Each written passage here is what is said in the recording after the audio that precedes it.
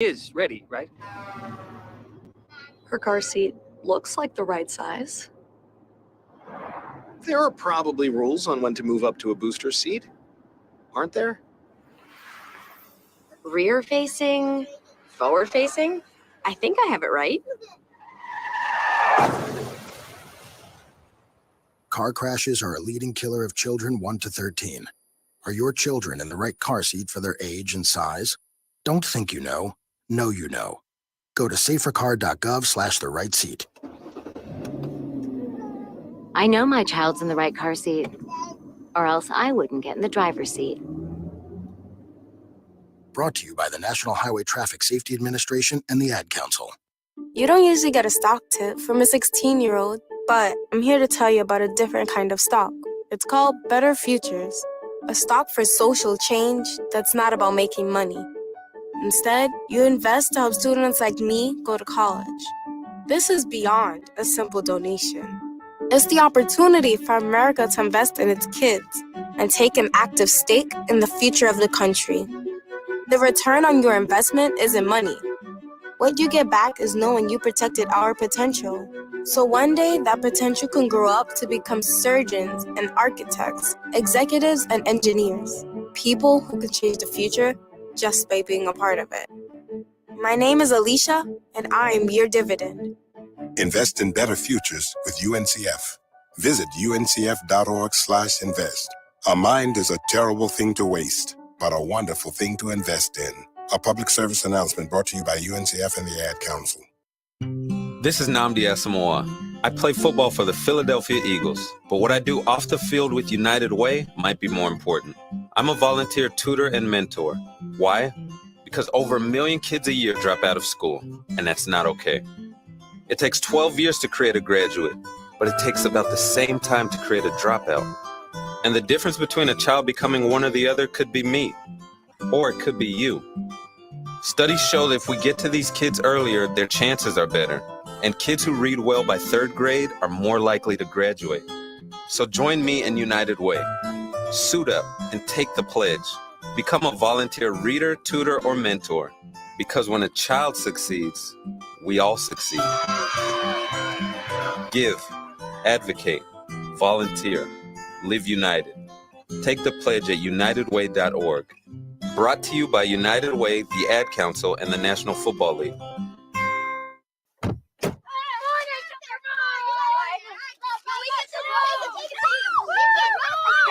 They'll challenge your authority.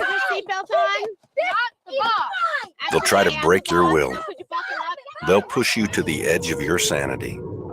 Because that's what kids do. But this car is your territory, not theirs. Defend it. Who makes the payments? Who cleans it? Who drives it? You do. That's who. And in here, your word is law. So when you say you won't move until everyone's buckled up, you won't budge an inch. Until you hear that click. Never give up until they buckle up. A message from the National Highway Traffic Safety Administration and the Ad Council. For more information, visit safercar.gov/kidsbuckleup. Let's go inside the mind of a 10-year-old. I should have worn those earrings today. I like those earrings. Gabby has those awesome earrings. I need to ask her where she got those, but that's just what she would want me to do. I'll have Michaela ask her for me. Buckle up, Sarah. Yeah, but then Michaela will be like, why don't you just ask her yourself? That's just like Michaela. Sarah, buckle up. Michaela's such a great name. I wish I was called Michaela. There's like a dozen Sarahs in my class. Hey, we're not hitting the road until you buckle up, honey. Oh yeah, seatbelt. I forget sometimes because my brain is like busy, you know? I wonder if there's pizza at school today. Sometimes it can be tough to get through to your kids, but it's not impossible. Always make sure they're wearing their seatbelts, even on short drives. Remember, you have the keys, you have the power. Never give up until they buckle up. A message from the National Highway Traffic Safety Administration and the Ad Council. Visit safercar.gov/kidsbuckleup for more information. Ranger Station, Ranger speaking. Hi, I'd like to report a bear hug. Uh-huh, okay. Well, We were building a bonfire, and I saw some, dry brush and leaves around, so, I said to move the bonfire somewhere else, and out of nowhere, Smokey Bear shows up and hugs me.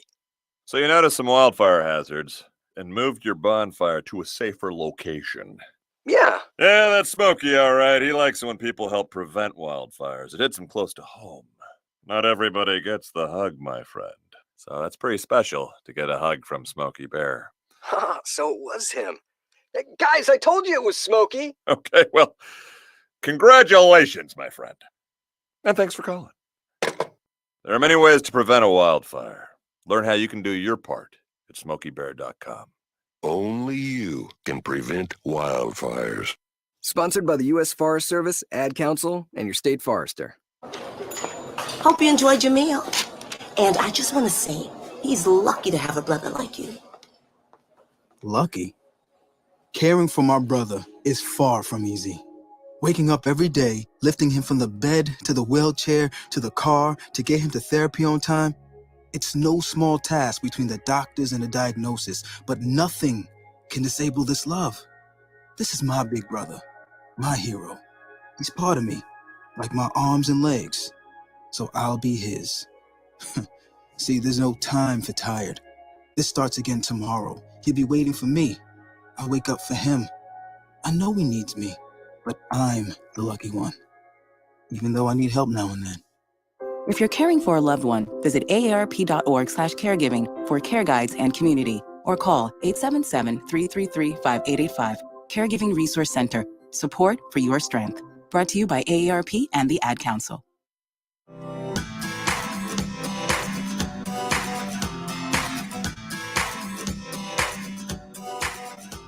People been saying to your friend, get a different face, and posting on their feed, they're super ugly. The things they say to them online are cruel and they're not true. So tell your friend, I'll stand up for you. Don't worry, I know what to do. Tell the world I see with an emoji to stop the bullies. Know someone who's being bullied online? Send the witness emoji. It looks like an eye in a speech bubble, and it's in the symbol section near the clocks in your phone. You'll let the world know it isn't cool, and you'll let your friend know you care. Learn more about the witness emoji at eyewitnessbullying.org. Brought to you by the Ad Council. You're listening to the Worldwide Sports Radio Network. What are you talking about? No, it's not him. There is only one more. There is only one more. That's it. One more.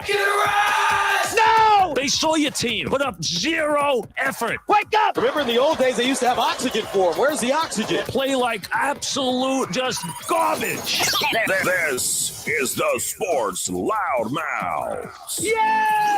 Man, can you keep it down? I'm trying to introduce here. With Errol Marks and Speedy Beatty. You're not even a has-been.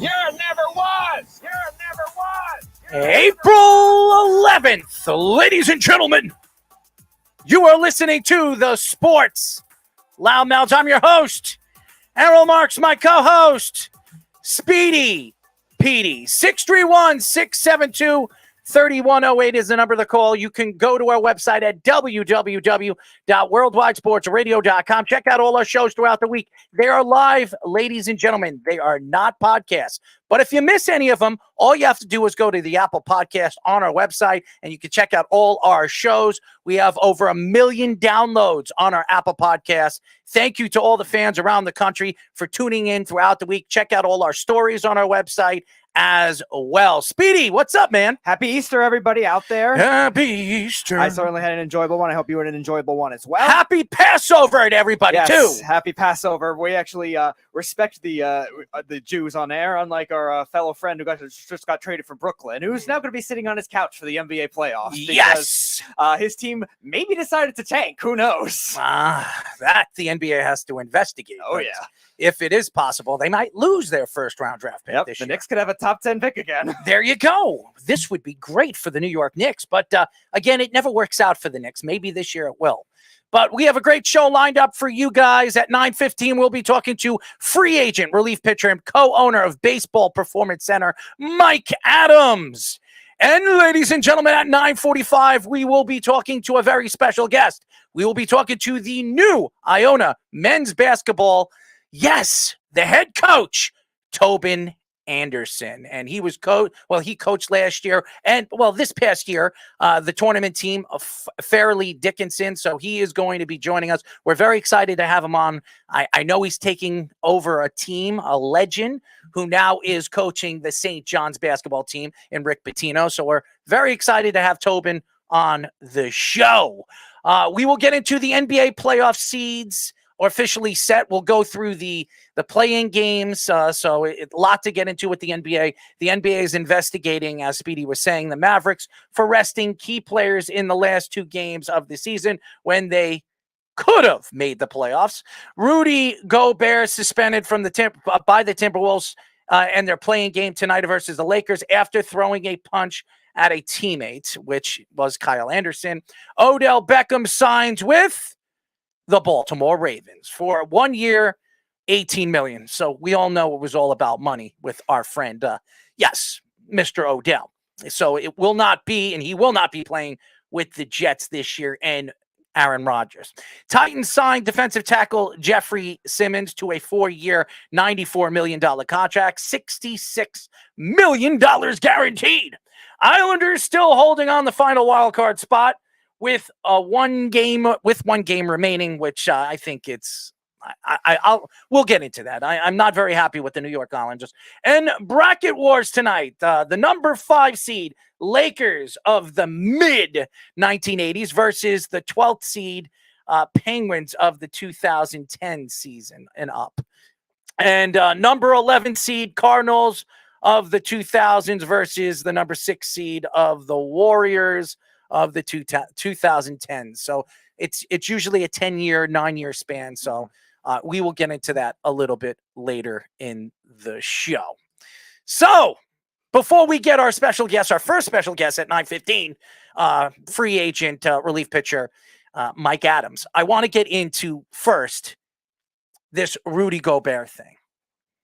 Now, Rudy Gobert is one of the more respected players in the NBA. Quiet French player, plays beastly down the middle. He's a post-up guy, one of the best defensive players in the league. This particular thing happening really in front of the cameras, in front of the whole team and the coaches, was very embarrassing. And the Timberwolves right now are playing for their playoff lives, going against the Lakers, LeBron James and Davis. You need a guy like Rudy Gobert.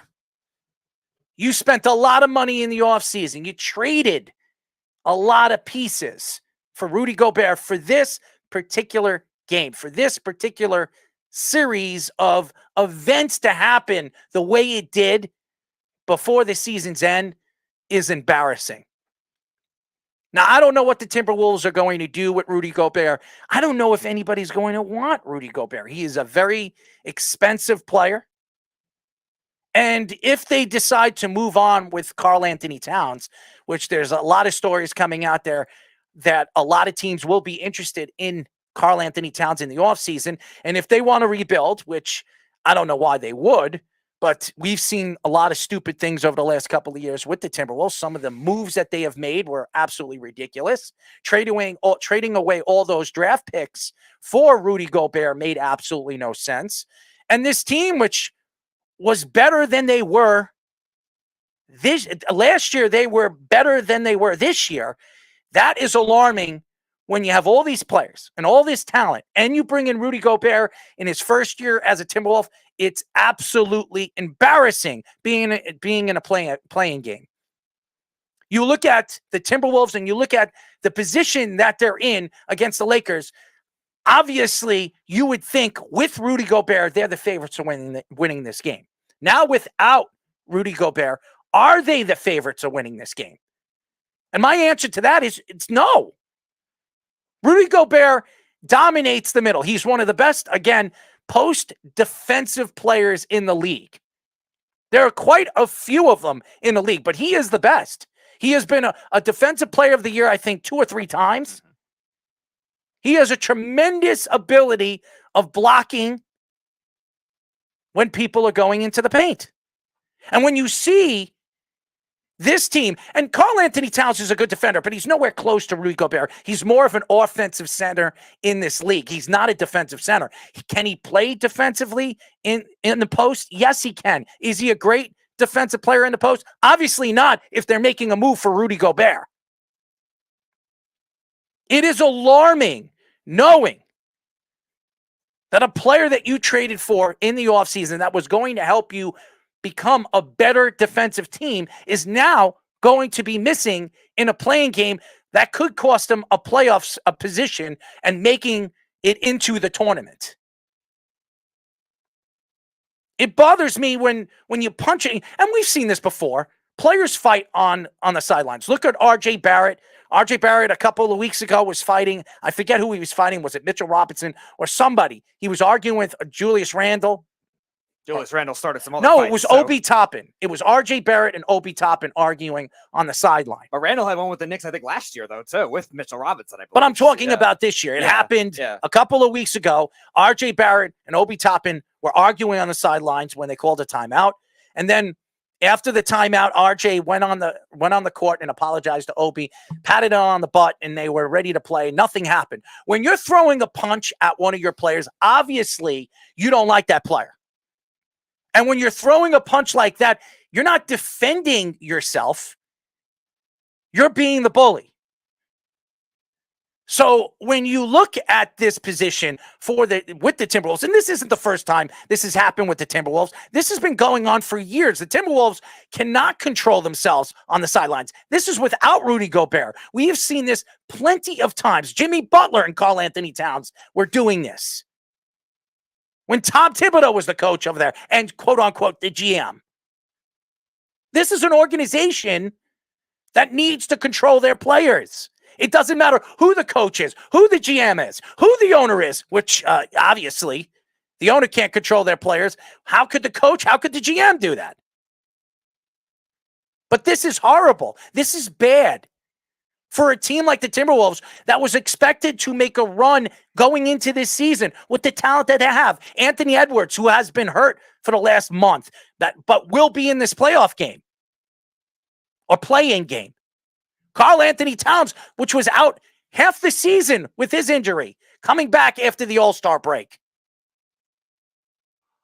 They're finally playing, I guess you could say, at full strength. And then Rudy Gobert does something stupid and punches Kyle Anderson in the face. And now he's out. And could cost them a playoff run this year. And again, then also the other downside was Jaden McDaniels punched the wall after leaving that game, too. At the end of that game, all the frustration that was going on, now he has a wrist injury. He's going to miss the playoffs, too.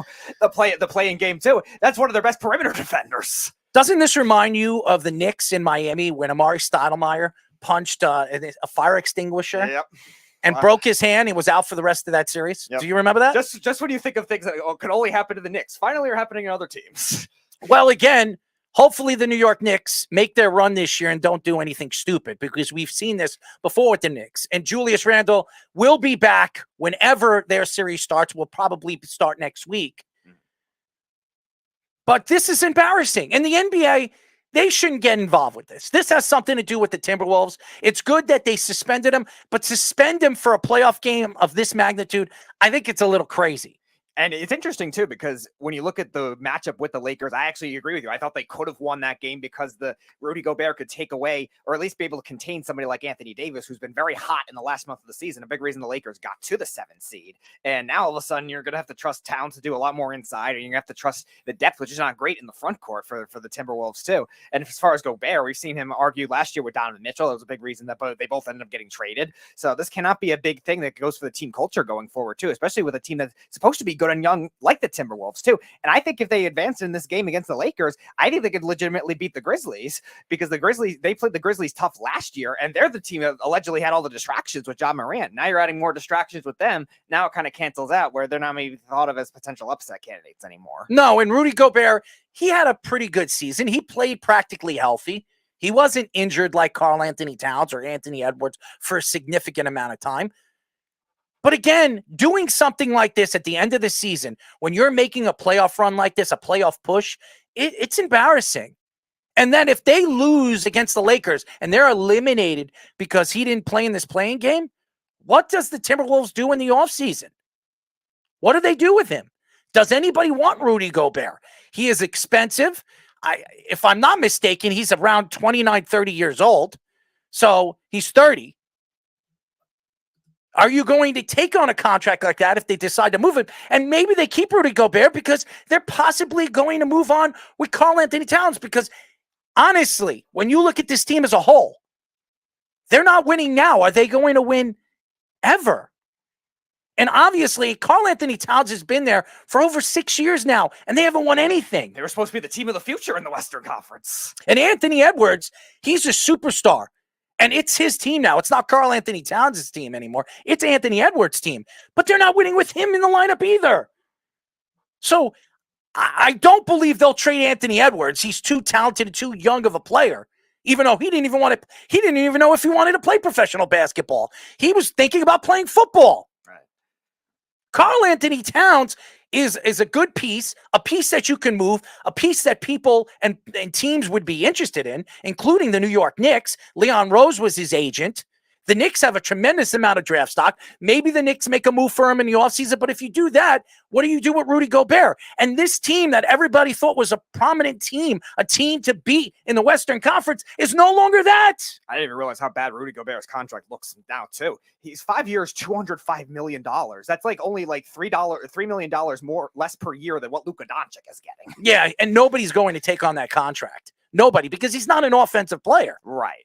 He is getting paid for his defense. And now when you need him the most in a series that not even a series, a game that you need him the most to move on into the playoffs, you don't have him because of his stupidity. Because somebody, a young player like Kyle Anderson, is talking crap and he wanted to punch him in the face. And I give the Timberwolves a lot of credit. To suspend him like this in a big game like this, it's crazy. I wouldn't do it. But I respect them for it because they want to show that you're no bigger than the team. Yeah, and they addressed that. The owner addressed that. They don't want to create that kind of example for these players, too. And we've seen a lot of these other veteran guys that have come in and out of Minnesota, too, recently, too. You talk about Jimmy Butler in that tenure. And then all of a sudden it's Patrick Beverley. It's D'Angelo Russell now, too. And a lot of these guys have just been shipped out of Minnesota because of that. The NBA investigating the Mavericks for resting key players in the last 2 games of the season when they could have made the playoffs. This is such an interesting story. And I've always liked Mark Cuban. I think he's a great owner, and anybody would want to play for Mark Cuban. This is a guy that opens his pockets for his players, takes care of his players. And he's a very good businessman, as you know what he does. He's a salesman. He has been selling since he became a billionaire.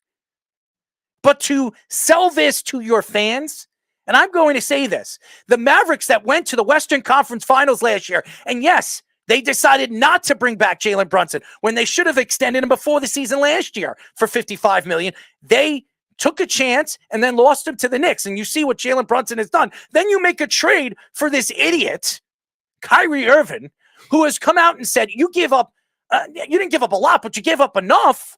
Now you're going into the offseason where you could lose Kyrie Irving and now could lose your only first-round draft pick in this year's draft because you're an idiot organization that decided in the last few games of the season to choke, to not play.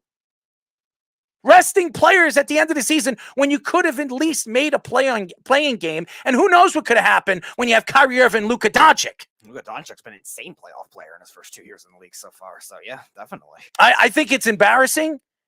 And the NBA has to investigate this because this has been going on for years. This has been going on. And yes, they have the lottery now. And it's been going on for the last 30, 40 years, the lottery. But it's become more of an obsession to land these top 5 picks in the first round, because a lot of the picks turn out to be nothing. Honestly, you have to be lucky in the draft to get a Kawhi Leonard at number 16 or the Greek Freak at number 15. Those guys just don't fall into your, or a Jokic in the second round. Or a Quigley at 24, 25, where everybody was making fun of the New York Knicks on making a move like that and drafting him, grading him a D or a D plus in that draft, adding Obi Toppin, who's been a big part of this team, and Emmanuel Quigley. Those just don't fall into your lap. You have to get lucky.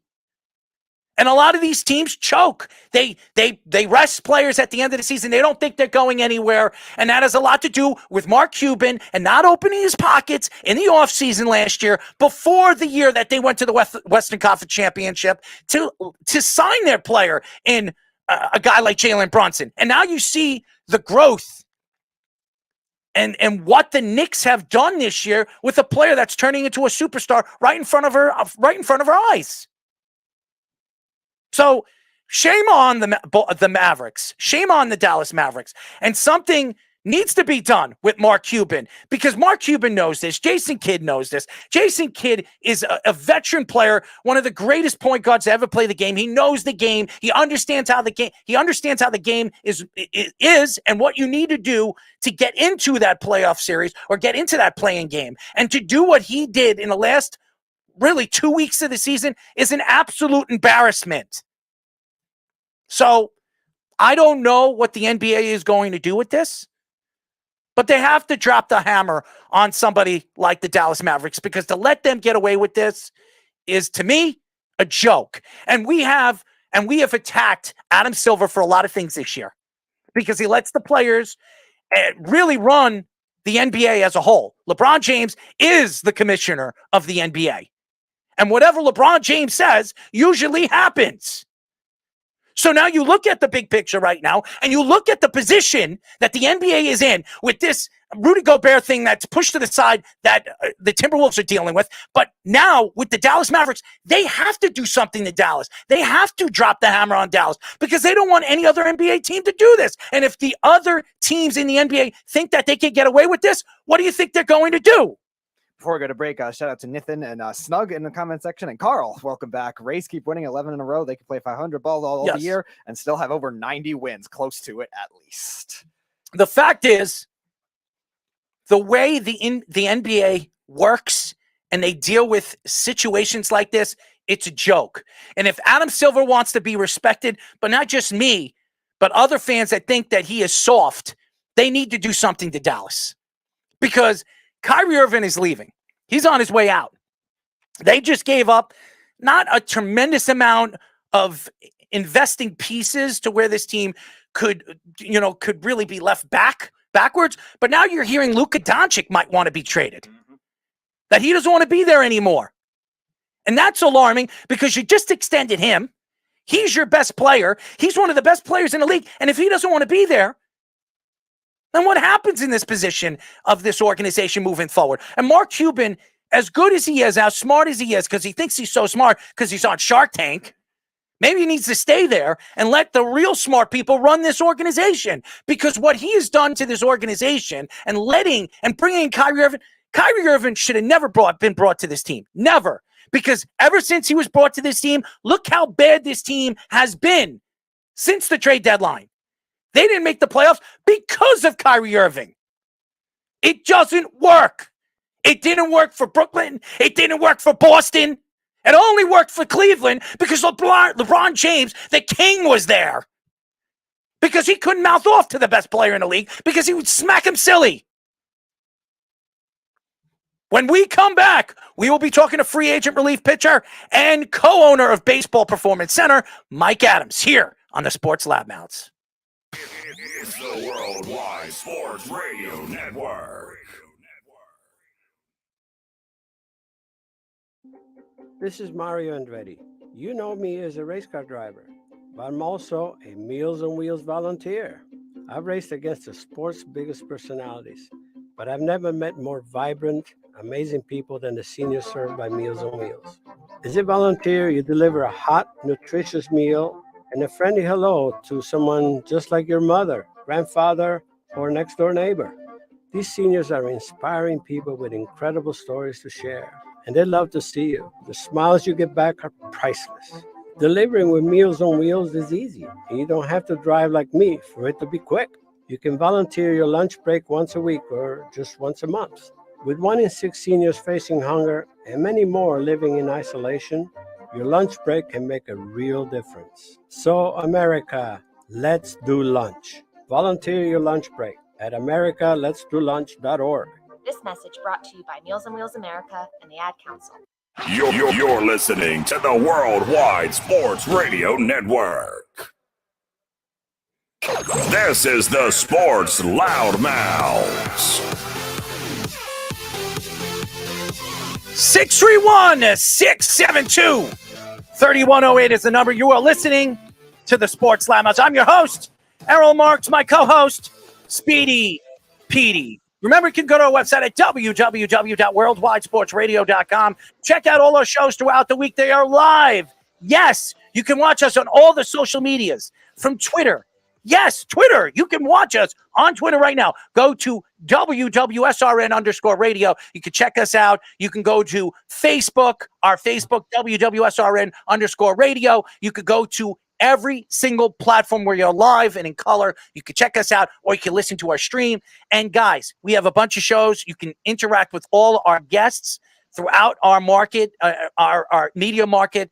And even you could check us out on every single dash on our website. So check us out every single week, Monday through Friday, actually Monday through Sunday, including listening to us on 103.9 FM every single Saturday at 7 p.m. If you can't listen to us, if you don't live on Long Island on the FM dial, you can check us out on iHeartRadio, and you can check a great show out with great guests as well. And now our first guest of our Tuesday show. I want to give a shout out to everybody tuning in tonight, because I'm going to Florida over the weekend, so we had to move the Thursday show to Tuesday.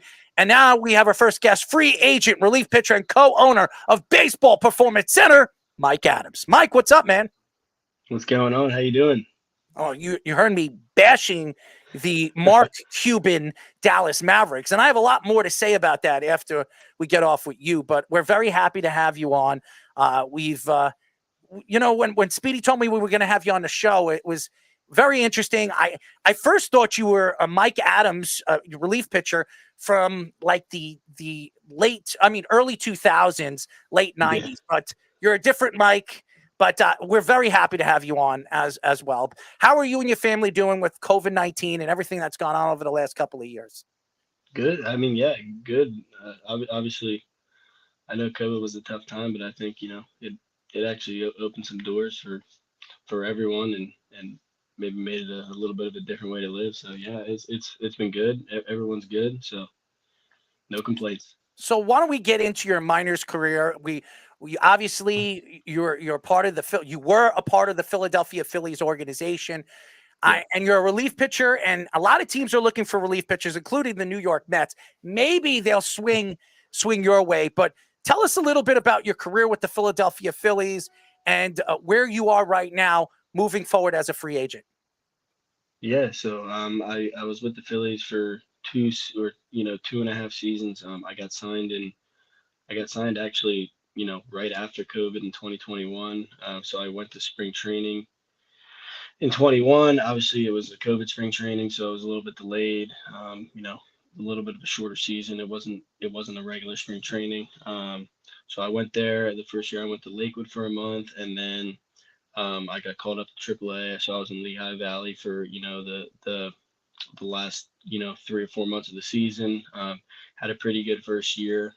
Finished up there.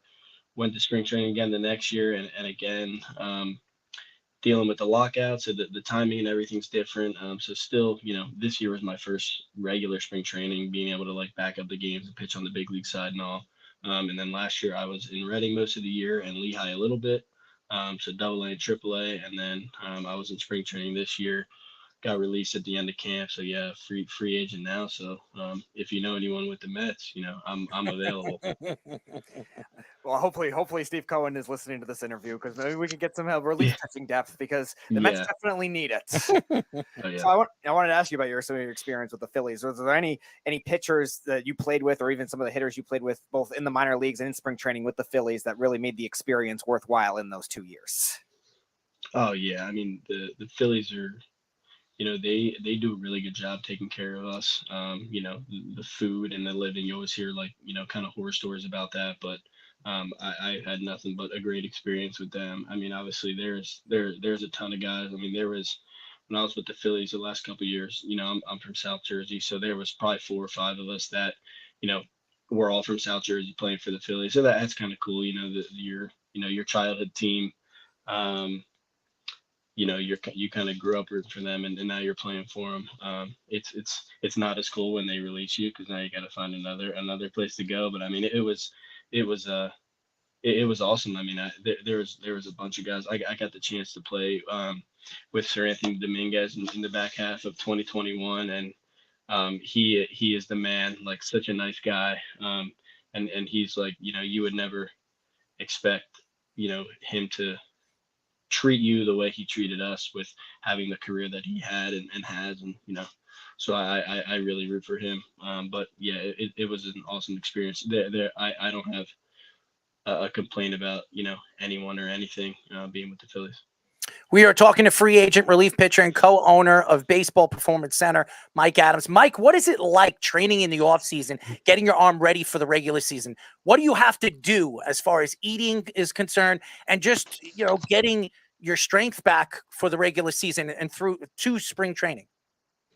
Yeah, so the off season, it's a little bit different for everyone. It kind of depends what your workload was the year before, what your goals are for the year prior. So for me, I mean, I'm always kind of, trying to tinker with certain pitches and make adjustments here and there. So I get on I only take about 2 weeks off. So, and then after that, I kind of get right back into the build up, get on the mound. you know, those 3 or 4 months that you get in the off season are the only time you get where you can throw and constantly make adjustments and try to help yourself. So, those are pretty important months, but it's different for everyone. Some guys don't pick a ball up until December.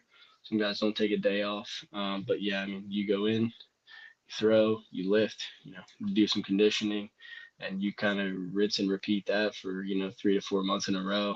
So it's fun because, you're home, you get to be in that training atmosphere, but it might be even more work than the season. So you minor league baseball players in general have made a big breakthrough now, getting a minor league CBA going a couple of weeks ago, which is, I think, a big step for them. You talk about maybe the Phillies weren't like one of those teams that underfunded these guys, but there were a lot of teams that were, especially after COVID. So what do you think will be the future of this minor league baseball system as a whole? And maybe could you see these other teams coming back too that maybe were lost? Yeah, I mean, that's obviously huge for minor leaguers. I think it's just, obviously we're severely underpaid, and we get paid, only from the time the game starts, which is 7 until it ends. But we're required to be there at 2 p.m. every day. So we basically go 5 hours unpaid every single day, which is pretty crazy to me that that's still happening in 2023. So obviously, with the new CBA, that almost doubles our pay, at least if you're on the minimum, which is huge. And I think every year they're just going to start getting closer to it. I know, the one downfall is that they're cutting back on the total amount of players the organizations can have. But I think that it's definitely going to make the experience for all minor leaguers, a ton better, which is huge. Mike, when you look at a player of your game and the way you pitch, is there a particular player that your pitching release and really the way you play the game that reminds you of that particular player growing up that you watched as a young player?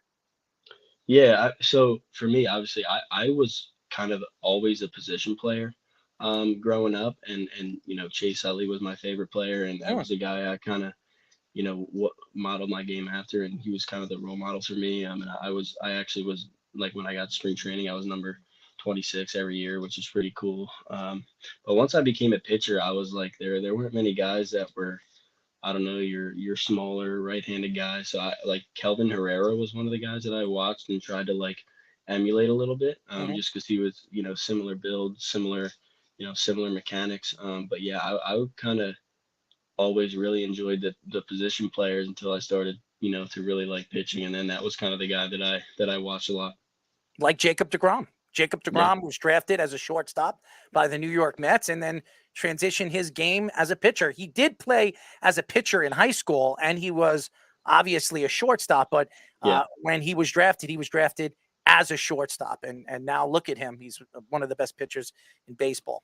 Yeah, I mean, at BPC, all the guys that come in that are shortstops, we end up putting them on the mound and they throw it pretty hard. So that's, if you can organize like that, shortstops normally are the best ones.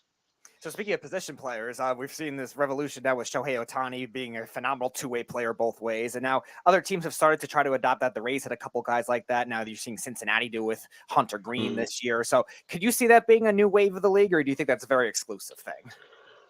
I mean, I don't know if it's going to be the new wave, but I think it's definitely, going to be something teams are going to be open to. I mean, if you look at the kid from, Jack Caglione from Florida, he obviously has like 17 home runs, but there was 97 from the left side. So I think teams are going to give guys the opportunity to do that. Which if you're good enough at both, they should. Until one kind of outruns the other, you might as well try to do it both.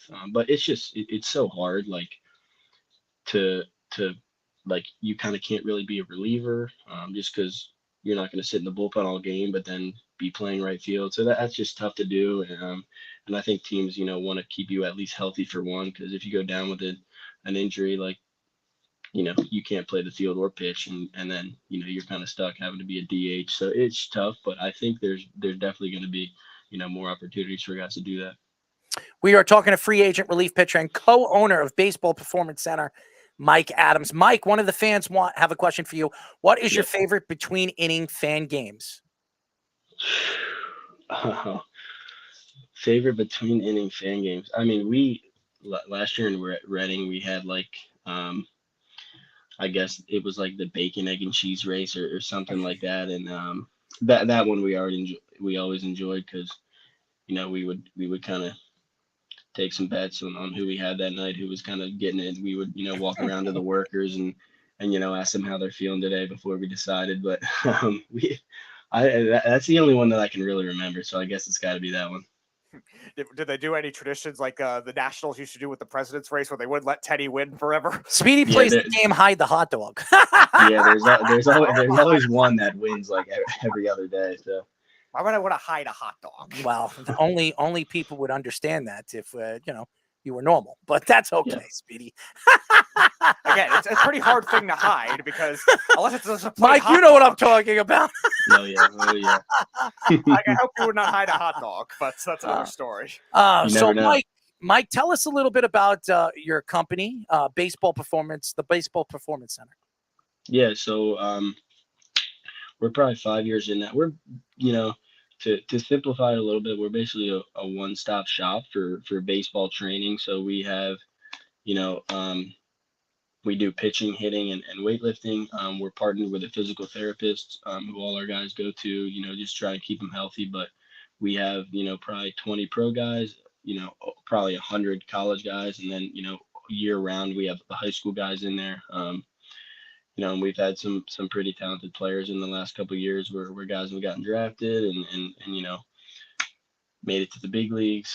So it's been pretty awesome. But we're basically a pretty new school, and it's just based off of all player development. So it doesn't matter what level you're at. We're there to kind of build a plan for you to develop your mechanics. Whether that's on the mound, at the plate, get stronger. Become more mobile, learn how to use your pitches. We have TrackMan technology. We have, hit tracks for the hitter. So we have a lot of technology, and we're just the one-stop shop for, trying to help everyone get to that next level, whatever that level may be. So the MLB have gone through a lot of rule changes this year, most notably the pitch clock, the biggest one for MLB right now. And so best thing that happened for baseball. You training in the minor leagues, especially, Were you adjusted, kind of blindsided by the pitch clock, or was it something that you adjusted to well? If you guys have ever watched me pitch, I have the fastest tempo I think maybe ever. So it never once bothered me. But I love it. I think there is a little bit more strategy into it now. I obviously, even being a player, I love that games are 45 minutes shorter on average. And I think it's going to be something that in a couple months from now there's going to be no violations. Everyone's going to be on board with it, and it's going to that's kind of how it started for us last year. The first we had the pitch clock for the whole year last year. The first month, guys ran into some problems, and after that, it's pretty much smooth sailing. Nobody dealt with anything. So I love it. It doesn't bother me at all. That's kind of how I pitch anyway. If anything, it makes me like I'm the only guy that throws the ball when there's double-digit seconds left on the clock, so maybe I need to slow down, which helps me. But yeah, I think it's a good thing, and I think people are going to adapt to it, and it's going to be a positive change. We are talking to free agent relief pitcher and co-owner of Baseball Performance Center, Mike Adams. It's so funny, Mike. We talk about how fast your release is. You can probably teach half the players or half the pitchers in the league to figure out what their release point is, because half of them don't know what it is. I have watched enough baseball in the last 2 weeks to say that half these pitchers have been getting away with holding the ball over 15 seconds. And to me, it doesn't speed up the game. It makes the game more boring to watch. And during the regular season, the game could take 3 hours, 4 hours, and then you just get restless. Unless you're going to a real live game, you're watching on TV. I'm like, I'm going to just pop on to the next game, and then the next game, and then the next game. And then when basketball comes on at like 8, 9 o'clock, I'm like, you know what? I'm just going to watch basketball. I think this helps baseball. What are your thoughts to maybe some of the transition of new rules of your own that could help the game even move faster or make it more interesting? Yeah, I mean, obviously, no one really likes change, but I think obviously all the change they're making is positive. I still don't know how the drop third strike is still like a rule. That one pretty much baffles me. Like if I throw a pitch that's so bad that the catcher can't catch it, but you swing, like it maybe should count for more than one out or more than one strike. I don't even know how that's still a rule. But I don't love the bigger bases, to be honest. Like I don't, that one's a little bit different, a little weird to me. The pickoffs is fine, and the pitch clock is good. But I think it'll be interesting to see how the automatic strike zone will do this year, because now as you start to see like the reports that come out about the umpires and how their calls affected the game with this many runs for this team, it just makes sense, for robot umpires to be, keep it completely even. Of course. And I think that's just gonna happen at some point. It just, it's kind of them figuring out the most bulletproof plan for it and running it out in AAA and seeing how they react to it, and then getting the strike zone completely dialed in. I know they measure everybody's strike zone now, and so then it differs from batter to batter. But I'm for the rule changes. I think they only make the game better. They make it more appealing to fans. Do you have a rule that you've been thinking about adding to baseball? If you were the commissioner of baseball, could you add a rule that would be interesting for the fans and be more intriguing for the fans to watch the game even more than they do right now? I mean, I actually saw this one rule that the Savannah Bananas use, and if you hit a foul ball into the crowd and they catch it, that you get an out. I would love to have 10,000 more fielders for me in the stands. That always be beneficial, and I think that everybody would show up with their glove, and it'd be kind of fun. That's like I don't know if that one will ever get approved, but I would love it, to be honest with you. There's the Savannah Bananas to be revolutionary. And because sometimes like all those, then you would have to pay everybody that's coming to the game, especially if they catch the ball. And you know how it is. Like some stadiums have a lot of foul ground, some have none. So it's like, maybe they mark off a section that everyone has, and if the ball gets hit in there and it gets caught, you play it. So in your career so far, is there any favorite moment and favorite play that you had in any game? Ooh, favorite moment or play? I mean, um, I got I got my first save in Lehigh in 2021. And I kind of came in with a couple men on base. We're up 1 run, and I struck a guy out. Got the save. We won. It was like one of my first outings there. That was pretty cool. But I mean, pitching in big league spring training is pretty cool. Those are definitely some of the highlights. Last year I went in and I struck a guy out. Real Muto was catching, and I threw him again this year. But those are some of the cool ones when you get to face, like, I think I struck out Bo Bichette and Teoscar Hernandez, and those are pretty cool just because you always watch those guys, and it's fun to just see how you do when you face them. But those are, the big leagues from training games are some of the best, moments, I guess I'd say. Well, Mike, keep up the good work. Congratulations on your successful business, the Baseball Performance Center. Whatever we could do to help you, and by the way, I could send something to Stevie Cohen or Uncle Stevie, what we call him, and maybe we reach out to Yeah. Hal Steinbrenner, because the Yankees could use more relief pitchers as well. They love to find guys off the the shop list, and they bring guys in, and they turn out to be pretty good pitchers. So Absolutely. honestly, you deserve an opportunity. You're still fairly young and still have enough in the tank to be a pitcher in baseball, especially in the MLB. And I would love to see you be called up and be the player that you always thought you should be, and you could be still. So Yeah. keep up the good work, man. Really, I'm Yeah, serious. thank you. No, I appreciate you guys having me on. It's been a blast. Absolutely. And Speedy's going to get your number and your information. We'll stay in touch, and whatever we Beautiful. could do to help you, we would really like to help you. Even with your organization, we'd love to come down and maybe do some live interviews over there at your facility. We can absolutely set that up. You let me know the date and time, and we'll get that going. Sounds good to me. Thank you, Mike. Yeah, no, thank you guys. Mike Adams, ladies and gentlemen, free agent relief pitcher, fantastic kid. He really is. Oh, yeah. Baseball Performance Center, check it out. You can go to it. Do you have a website, Speedy? Do I have the website? Yeah, to check out the facilities if they're interested in going and training over there at his facilities. We'll get that from Mike, and we'll definitely pitch him and his organization out. He's a great guy, and somebody out there should be giving him an opportunity.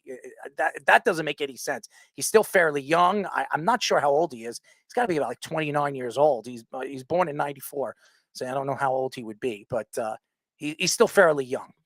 So I think he's 28 years old, if I'm not mistaken. But anyways, to get back into the Mavericks situation, the NBA is investigating the Mavericks for sitting key players in the final 2 games of the season. The Mavericks could have got the final play-in seed in the Western Conference, which instead went to the Thunder. The Mavericks have one more draft pick they have to send to the Knicks from the Kristaps Porzingis trade, which is a top 10 protected pick.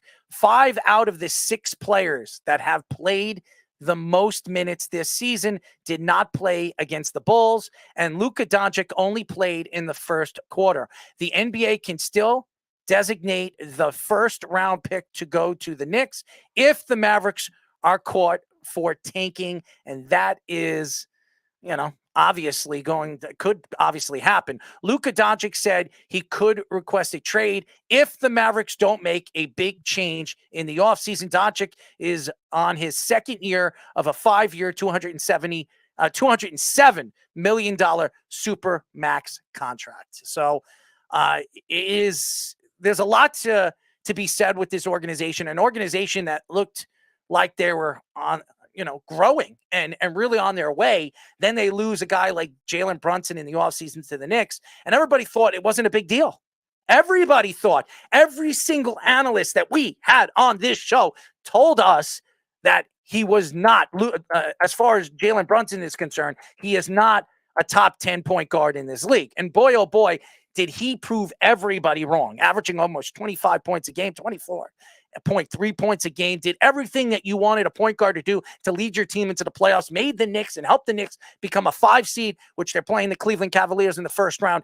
If you could express the change of what the Knicks are now than what they weren't last year, the one position that really leans is Jalen Brunson. He was fantastic this year. He showed everybody why he is an elite point guard in this league. He's just a fantastic player. And here's another thing. For all you Knick fans, all the Knick fans that doubted Rose and Mr. Worldwide West, well, everything that they did when it came to the draft, when it came to free agency, spending their money wisely, giving R.J. Barrett the 4-year extension, Mitchell Robinson those extensions, and giving Jalen Brunson a fantastic contract, which will lead the Knicks on to their next big contracts. The only bad contract that they gave was Randall and Fournier. And Fournier will be traded in the offseason one way or another. The Knicks will try to move that contract.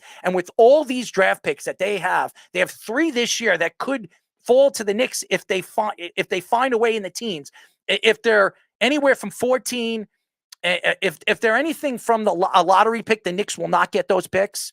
But if they fall out of the lottery, the Knicks could have 3 draft picks at 15 and up, where they could obviously trade in the top 10 of the lottery. And if the Dallas Mavericks lose their pick, the Knicks could have their lottery pick this year. So the Knicks could be positioned in a very good position going into the offseason. When we come back, ladies and gentlemen, we'll be talking to the new Iona men's basketball coach, Tobin Anderson, here on the Sports Loudmouths. It's the Worldwide Sports Radio Network. Take a look under your bed. Find stuff under there? What about jobs? No? Now try your basement. There's a pair of overalls that overall you're not so into anymore. A perfectly good laptop that hasn't sat in your lap in months. And even more stuff, but still no jobs? Well, you really have both. See, stuff is defined as household articles considered as a group. Sometimes this stuff is no longer needed. Wait, no longer needed? That can't be right. Because remember those jobs you were looking for? Those are really needed. And they're the stuff inside your stuff. Even inside that winter coat that moved with you to Phoenix. Our job is to unlock those jobs. And it starts when you donate your stuff to your local Goodwill. Here's how we do it. When you donate to Goodwill, we sell your stuff to provide job training for people right here in your community. So just by teaming up with Goodwill, you help create jobs. And isn't that worth parting with the leftover keytar from your 80s cover band? Goodwill. Donate stuff, create jobs. Find your nearest donation center at goodwill.org. A message from Goodwill and the Ad Council. You're listening to the Worldwide Sports Radio Network. This is the Sports Loudmouths. 631-672-3108 is the number to call. You are listening to the Sports Loudmouths. I'm your host, Errol Marks, my co-host, Speeder, Mr. Speedy Petey. Check out our website at www.worldwidesportsradio.com. Check out all our shows throughout the week, yes, including the Sports Loudmouths, which airs every Wednesday at 7 p.m. and Thursdays at 9 p.m. tonight. Tuesday, we are live because I will be in Florida over the weekend taking care of some business. But we have a guy that took care of business this year and now is the new Iona men's basketball coach. We are now talking to the new Iona basketball coach, Tobin Anderson. Tobin, what's up, man? What's happening? How are you? You're looking good, man. You should be happy. Everything's working out for you. Your team makes it to March Madness. Your team made it to the second round. And now you're taking over an organization, a basketball team that had one of the greatest coaches in NCAA history. And now a guy that has a chance to take Iona to the next half, maybe to the Sweet 16 or maybe the Elite 8. Who knows? But before we get into that, how are you doing? How are you feeling now that you're the new Iona men's basketball coach? Well, I'm feeling great. You know, it's not stress-free though. We've been busy with the recruiting and with the portal and with the guys coming and going. So it's been a lot of. You really could enjoy the success of the NCAA tournament because you had to come home and go right back to work.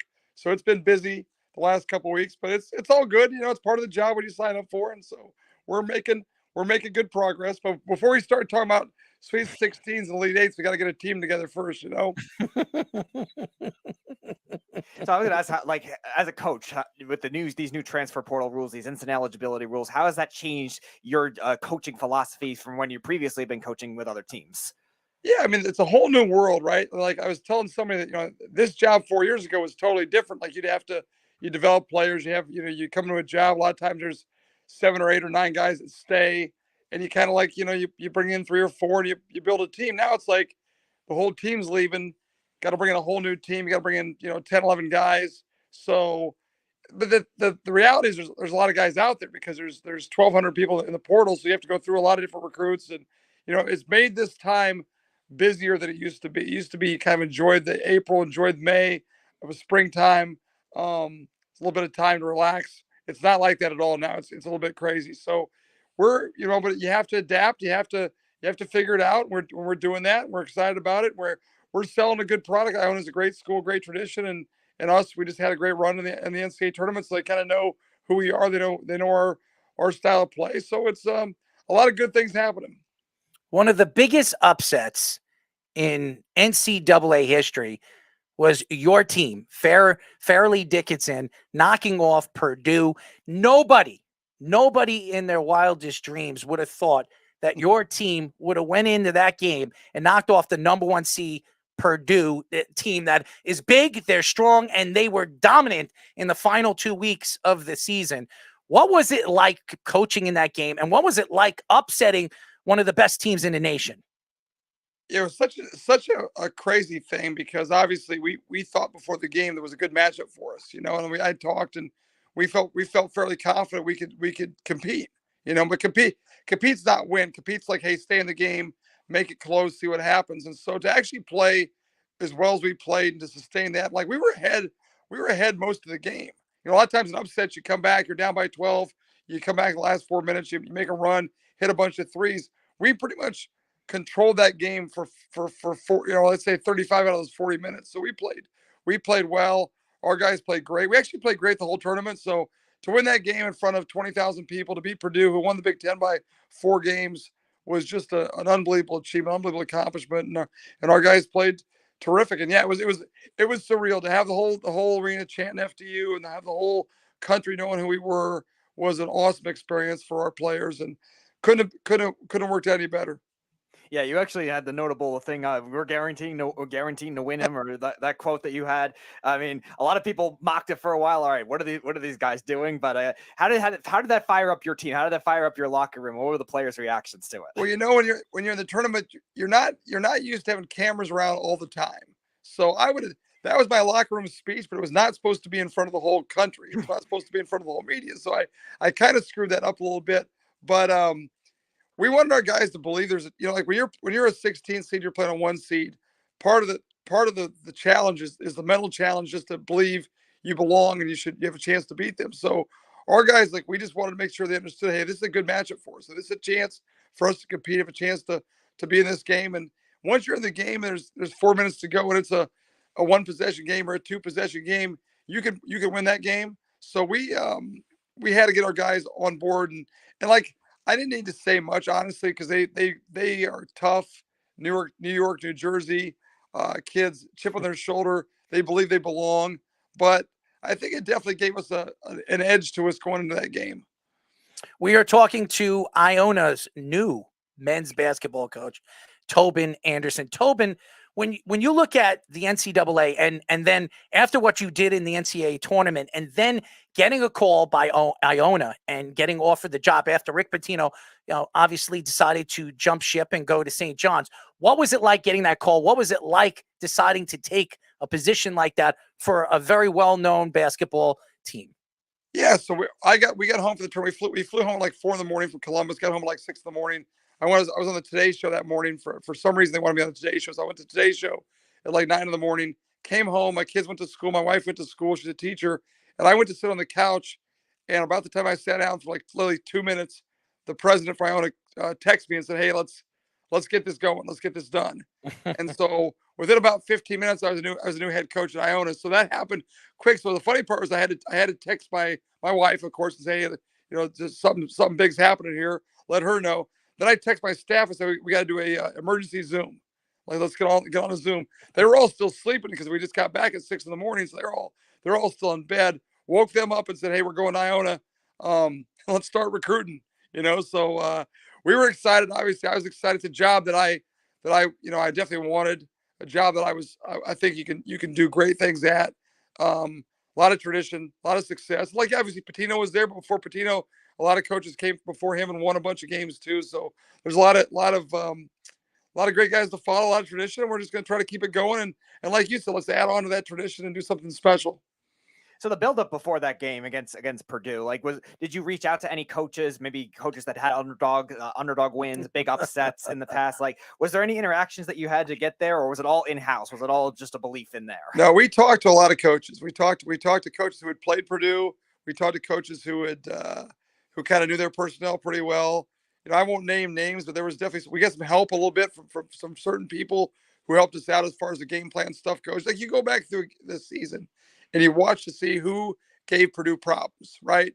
And so we knew that teams that put pressure on them, that were quicker, faster, more athletic, would give them problems. So we called those coaches. I was on a bus going from Dayton to Columbus. I must have made 5 or 6 calls, and everybody said, "Hey, this is a team you can get." So we made a lot of calls, and I didn't talk to the UMBC guys at all because obviously they beat the first the 16-1 upset, but I did talk to a lot of people who had been in those kind of games, and the good thing I come from Division II. We've been in the NCAA tournament for 8 straight years. My players have been there for 4 straight years, so they were used to playing in big games. Now that's a bigger game than most, but we were kind of used to that kind of environment, and we played really well. Tobin, are there any players coming from Fairleigh Dickinson to Iona? I mean, a lot of people think that you had a very good team and you had a very good recruiting class this past year that made it to the NCAA tournament. Is there any players from your former team that could jump in the portal and go to Iona? Yeah, so none of the players who played this year are coming. So all the guys that are, which I kind of like. I mean, for the standpoint of, I want those guys. We built a great culture at FDU. We built a great in 10 months. We built a great family atmosphere. So I'm actually happy those guys are staying at FDU, and hopefully they'll keep on winning. And Jack Hasselberg, the new coach, is a good friend of mine. He'll keep on winning too. So no, we're not bringing any guys who are current players to Iona. We may bring a couple other guys, but I can't really comment on that right now. Right, of course. Potential recruits, but there's, so we're kind of trying to start new, starting to start fresh. The guys that came from St. Thomas to FDU, they wanted to come because of the Division II to Division I jump. They're going from D2 to D1. That made a lot of sense. I didn't really want to take a bunch of guys from FDU with me in Iona. Let them stay there. Let them keep winning games, and we'll build our own thing in Iona. Yeah. So in terms of in terms of building the culture over there, you talk about a city culture, like you're saying, coming from Rick Pitino. What are some of the coaching concepts that you've brought with your team, both with the team culture wise and the players there, that the values you emphasize the most? Yeah. So we're big on, what culture means, it's being on time. It's being early. It's working hard. It's doing the right thing in the classroom. It's being a good person, saying please, say thank you. It's diving for loose balls. It's taking charges. It's making the extra pass. It's playing harder, being in better shape. Like things we talk about on a daily basis. We're going to try to instill that same kind of culture at Iona. So you got to find guys who are like that. You got to find guys who embody that, who are already tough, hard-nosed competitors, and we'll try to get that across to the whole team. So, and that's a good thing. We start up again in June, where it's like summer school and summer practices. We'll get a chance to kind of get that going, and I'm looking forward to it. It's fun building a team. It's a challenge. It's hard, but it's also a lot of fun. As everybody knows, we are talking to Iona's new men's basketball coach, Tobin Anderson. Tobin, what is it like going into an off season and recruiting players? You have to go to different people's houses and talk to their parents, and just really try to build this team from the bottom to the top. It's a new team. You're going from FDU to now Iona. What is it like going from one school to another school and starting over from the other school?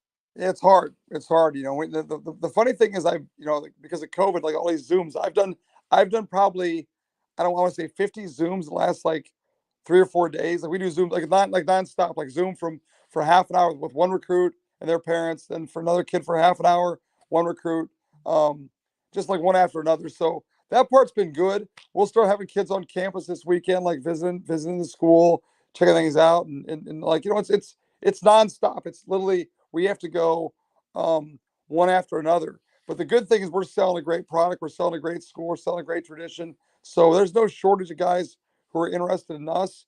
We just got to go out and I got a great staff. You know, I got coaches who are calling kids nonstop all the time. So we're, you know, our recruiting list right now is probably 200 kids. Wow. And we're trying to get, you know, it's nuts. I bet we've talked to at least probably more than that, maybe 300 kids. Wow. Since we got the job. So it's just a matter of trying to figure out, get that 300 down to 4 or 5 or 6 or 7 in that range. So in college basketball this year and all throughout the year, there was so much parity with not even just the Power 5 conferences, but even a lot of these deeper Group of 5 conferences as well. So do you think this is something that is going to last for a while in this game? And what do you think are the biggest reasons for this parity that you're seeing where these powerhouse teams aren't as powerful as they used to be? You know, it's a great question because, you know, people thought with the NIL and the transfer portal, the big schools would have more advantages, more power, more of an upper hand. But actually this year, the more the mid majors had, like, you know, Florida Atlantic, us, Furman had better, you know, San Diego State had better years than a lot of the bigger schools. So I think it's a combination of, with the portal, more guys are out there. There's more options, you know, more good players, and those players can come from Division II, they can come from Division III, they can come from junior colleges, they can be older, younger, the whole thing. So I think the key is, you know, with any program, is doing a good job finding the right guys, do a good job evaluating, and then hopefully those guys can get better, stick around, believe in what you do, and then do special things. You know, so I think there's a chance now with more options that there could be a little more parity for the next 5 to 10 years until things change. Tobin, tell us a little bit what you know about the Metro Atlantic Athletic Division. Yeah, so I coached at Siena for 2 years. So I was in the league as an assistant for 2. So I know the league very well. I watch a lot of games. Our games are always on like Friday nights and Sunday afternoons. So those are good days for me to watch games. So I've watched a ton of games. Great league, unbelievable league. It's a league that I love. There's a lot of parity. Very good coaches, excellent coaches. The games are played fairly fast. It's more of an up-tempo league than some other leagues. So it's kind of like a transition, fast-breaking, more aggressive, attacking kind of league, which kind of suits us, I think, a little bit, which is good. But, like, you know, Siena's always been good.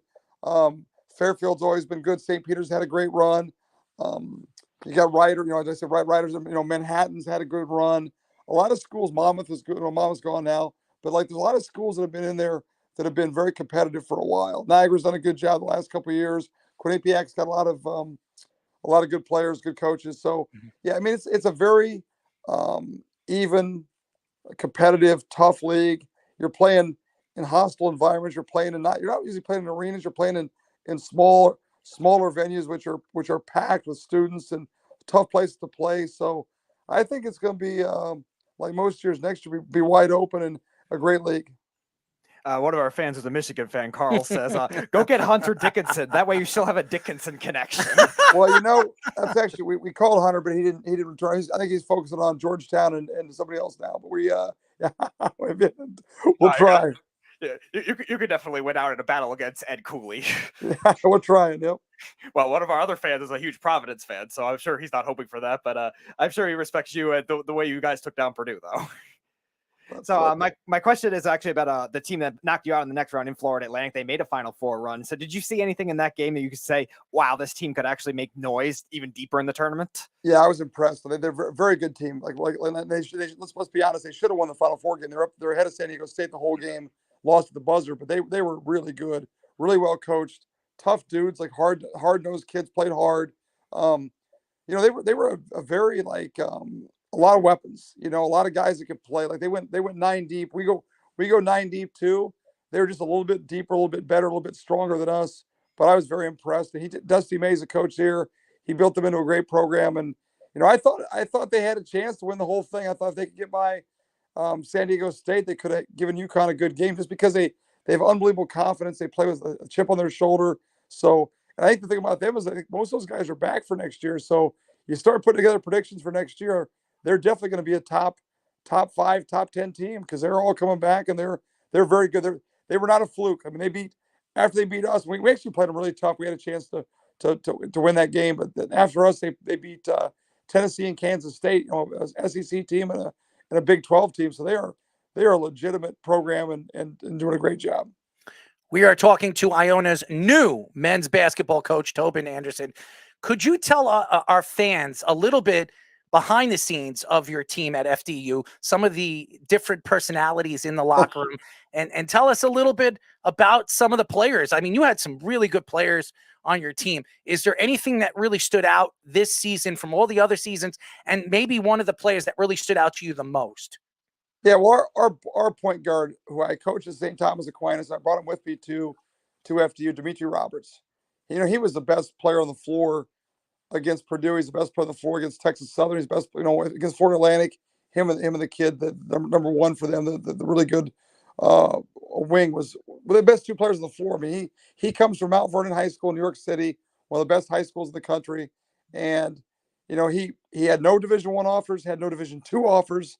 We took him at St. Thomas, played 4 years for us, scored 1,500 points, goes to Iona or goes to FDU for 1 year, ends up being first team all conference and had a great year. And he's the hardest working, best competitor I've ever been around. Just a tough nosed, hard nosed guy. So he was great. His backcourt mate, Grant Singleton, was our two guard that could really shoot it, could score. He's from South Carolina. Same thing. He had no Division I offers and no Division II offers. So our backcourt, who ended up being the best two guards on the floor most nights, had a combined 0 scholarship offers. So wow. pretty impressive, And then we had a kid, Ansley Almanor, who was going to stay there. He was a junior next year, just finished his sophomore year. He averaged 4 points a game as a sophomore, went from 4 points to 15 points a game or 4 points as a freshman to 15 points a game as a sophomore. They won 4 games the prior year. So it's the biggest Division I turnaround in college basketball history. Mm-hmm. From 4 wins to 21 wins is it tied with Towson State for the biggest turnaround in history. So we're pretty proud of that because that took a lot of work from a lot of guys, a lot of sacrifices, and our guys got better, and it was a magical year. So do you guys have any pre or post game traditions and or rituals you do before or after the game? Yeah, I mean, we like to play ping pong, our staff. So we're a big I don't know how you guys are ping pong, but we love. I am a ping pong player. We love ping pong. So we would play as a staff after every shoot around. We had like a round robin going on. So I was pretty good for a while. Then Tom Monica, my assistant, became pretty good. Like if you play ping pong every day, you can get pretty good at it. So that was like one of our big things. We would, like a stress reliever, we'd play ping pong. And sometimes I'd tell my wife I was working late, we were playing ping pong for an extra hour. So we loved doing that. Our players love playing ping pong too. And then our guys are crazy. I mean, they love doing all the TikToks and doing all the stuff in the locker room and the craziness that they do. And so we kind of embrace that a little bit. And like, as a staff, we were funny. We wore the exact same clothes for all 3 NCAA tournament games. So we tell people we're not superstitious, but we are a little bit stitious. So we were like washing our clothes every night, making sure that they're all clean to go. So we're in the same clothes every game. So we're a little bit like anybody else. We're a little bit crazy, but we believe in what we do. You're definitely an interesting coach, that's for sure.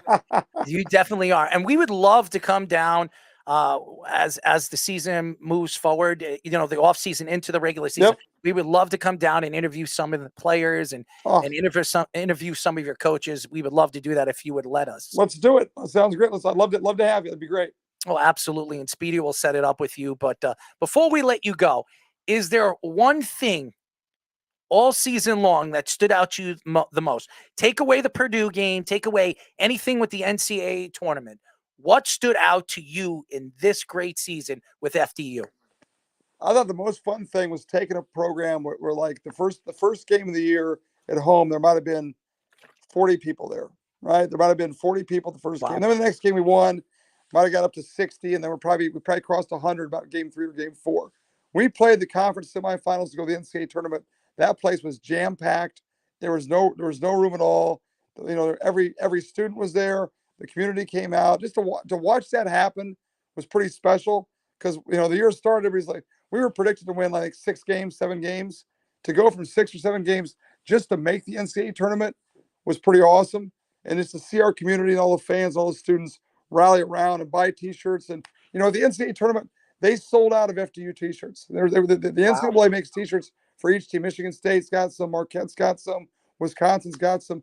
They sold out of FDU T-shirts the first day. Then they got more. The next day, sold out of those same shirts. So it's pretty awesome to watch the whole country who had no idea who FDU was on the week that started. All of a sudden, the whole place is chanting FDU and buying T-shirts and going crazy. And I laughed because I went out there for the game and people wanted selfies, and I'm like, well, who the hell wanted a selfie with me last week? I mean, my kids didn't want to be in pictures with me. All of a sudden, we're going out there, and I got random fans doing selfies and things like that. So it was pretty wild. Well, I will say this. My friend wanted me to tell you that because your team's upset against Purdue, he won $10,000. So he wanted me to thank you for knocking off Purdue, because everybody knew that they were going to choke, but nobody would have thought in their wildest dreams they were going to choke against a 16 seed. So he thanks you for the 10K. Well, tell me you can buy me lunch sometime or something like that. That'd be nice. Perfect. All right, my last question. We're actually going to have two of your players from Fairleigh Dickinson on our show tomorrow at 7:30 p.m. Eastern time. Sean Moore and Braden Reynolds. What should we expect out of them with their personalities? Oh, they're two of our best ones. They're unbelievable. Sean Moore's nickname is Fuzz. We call him Fuzz. So that's great. He's from Ohio. He played great in the tournament too. He's awesome. And Braden's a great kid too. Braden was a walk-on. They're incredible. They're two of the best kids of all time. They play great and they have no fear. They're both funny. Sean Moore can do a great imitations of the whole team, including myself. So I maybe ask him to do an imitation of his teammates or of me, and it'll be funny. He's good at that. He's good at that kind of stuff. No, we're definitely going to ask him to do an imitation of you. And what we'll do is we'll send you the link so you could actually hear the interview, and we'll make sure that they don't know that you're listening to it. Yeah, so I want to hear that because because he's always busting my chops. Like I can't wait to hear that. Well, Tobin, we really appreciate your time. Keep up the good work. My producer, Speedy, will reach out to you. We would love to come up there and interview some of the players and really see the growth of Iona basketball move forward. It's great. It's a great community over there, and keep up the good work, bud. Awesome, man. Listen, I appreciate you guys. Appreciate you having me on. And we'll come over to our place. There's a great taco place across the street. We'll go get tacos. It'll be fantastic. On me. Yeah. Well, that sounds good. Bring your friend who won $10,000. You can buy the tacos. Well, I don't think he'd have a problem with that. That's for sure. Thanks, fellas. Appreciate it. Thank you. All right. Tobin Anderson, fantastic guy. Oh, yeah. Really, really good guy. Iona men's basketball has a new coach, and for FDU, losing a great coach, but great season. And now Iona has a new mark and a new opportunity to move forward in the NCAA tournament this coming season. And by the way, shout out to Rick Pitino. Rick Pitino, for him to jump to St. John's, it was a great move for St. John's, but also a great move for Tobin to move in to Iona and really stamp his own name to that great basketball organization. So it was a great interview. Oh, yeah. He was one of my favorite ones. He's a fantastic guy, great personality, and gave us straight answers. And that's what you want to hear from a coach of that magnitude. And to get him on the show, and after all, you heard he's recruiting. He's so busy. For him to come on and take the time for a half an hour to sit in and talk some Iona basketball and FDU basketball. It was a great interview, and he was a great guy. So thank you to Tobin, and thank you for giving us the time. So 2 guests done, knocked right off the books. That's the first time we did that in the first hour in a very long time. Yeah. But it was great. 2 really good interviews, Mike Adams and Tobin, for giving us the time that they gave us. But to get back into the NBA in this bracket of hell, I call it, because I still don't understand this playing game crap. The NBA decided to continuously move forward with this ever since COVID, because this whole round robin crap started with the short season. They call it the bubble. And the Lakers were the first team to win the championship in the bubble league. But you look at, how this works. And Speedy, you were explaining it to me, because to me, it just doesn't make any sense. How do you lose a game and then all of a sudden you could still make it into the playoffs? It doesn't make any sense. Like, for instance, Miami. Now, did Miami lose? I'm not sure. I didn't see. I know they the were Hawks were up losing after the third. I didn't. They see. were losing. I bet you they lost. But how does Miami go into tomorrow and actually could still make the playoffs? Yep, they lost 116-105. Atlanta wins. So Atlanta moves on and plays the Celtics. And then Miami, because the way this is weirdly structured. It doesn't make sense. The 7-8 matchup, the two games that are on today, this one and the Timberwolves Lakers, like we discussed earlier, whoever loses still gets a second chance. It's like a double elimination. It's very weird. And I'm with you. It's kind of strange for an NBA that, again, yeah, you want to create a little more parity in it, I guess. You want to have some more interesting playoff matchups. But again, the history of the league, the way it plays out, definitely doesn't bode for it. I was actually one that was encouraging to reduce it to 6 playoff teams because these teams like to reward load management now. Why not reward it, but top 2 seeds gets a bye like the NFL playoffs used to be? It just doesn't make any sense. It starts to make me wonder how the NBA is trying to mathematically put this together. Okay. And I understand everybody that 11 seeds, well, the top, what is it? Top 11? It's top 10. Top 10. So 9 and 10 will play each other. And then whoever loses that is already out. And then the other one gets still a chance. So that even if you're not in the top 8, that you could still make the playoffs. Mm-hmm. So I understand what they're trying to do but how would you like it that you work so hard all season long? And even though you're playing in the playing game, that you can lose that game and be knocked out?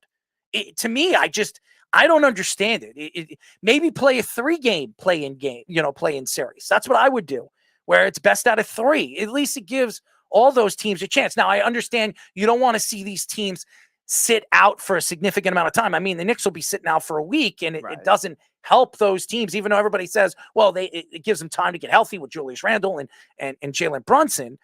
But again, then put them through it where they have to play 3 games in a row. They have to play Monday, Tuesday, Wednesday. You know what I mean? And if it goes through that, and then even if they're dead going into the next series, that's their fault. But it kind of gives it more of an opportunity for these teams to play for their lives in the 3-game series. To do it in a 1-game series, it doesn't make any sense. And the NBA needs to figure this out, because either take this away or do something about it, because none of it makes sense. None of it.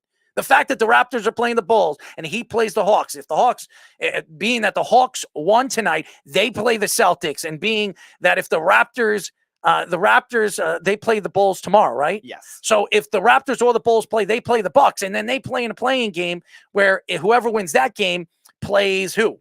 They would play whoever the Miami Heat tomorrow on Thursday. Whoever wins. No, that's what I'm saying. And whoever wins that series, who do they play? So they would play Milwaukee after that. That doesn't make sense. I don't understand it. I don't. So whoever wins the Raptors Bulls game, who do they play? So then they would have to play Miami on Thursday. So hold on one second.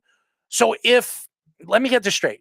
Whoever loses the Raptors and Bulls game is completely eliminated because they're a higher seed. They're bottom feeders. Yep. I don't like that.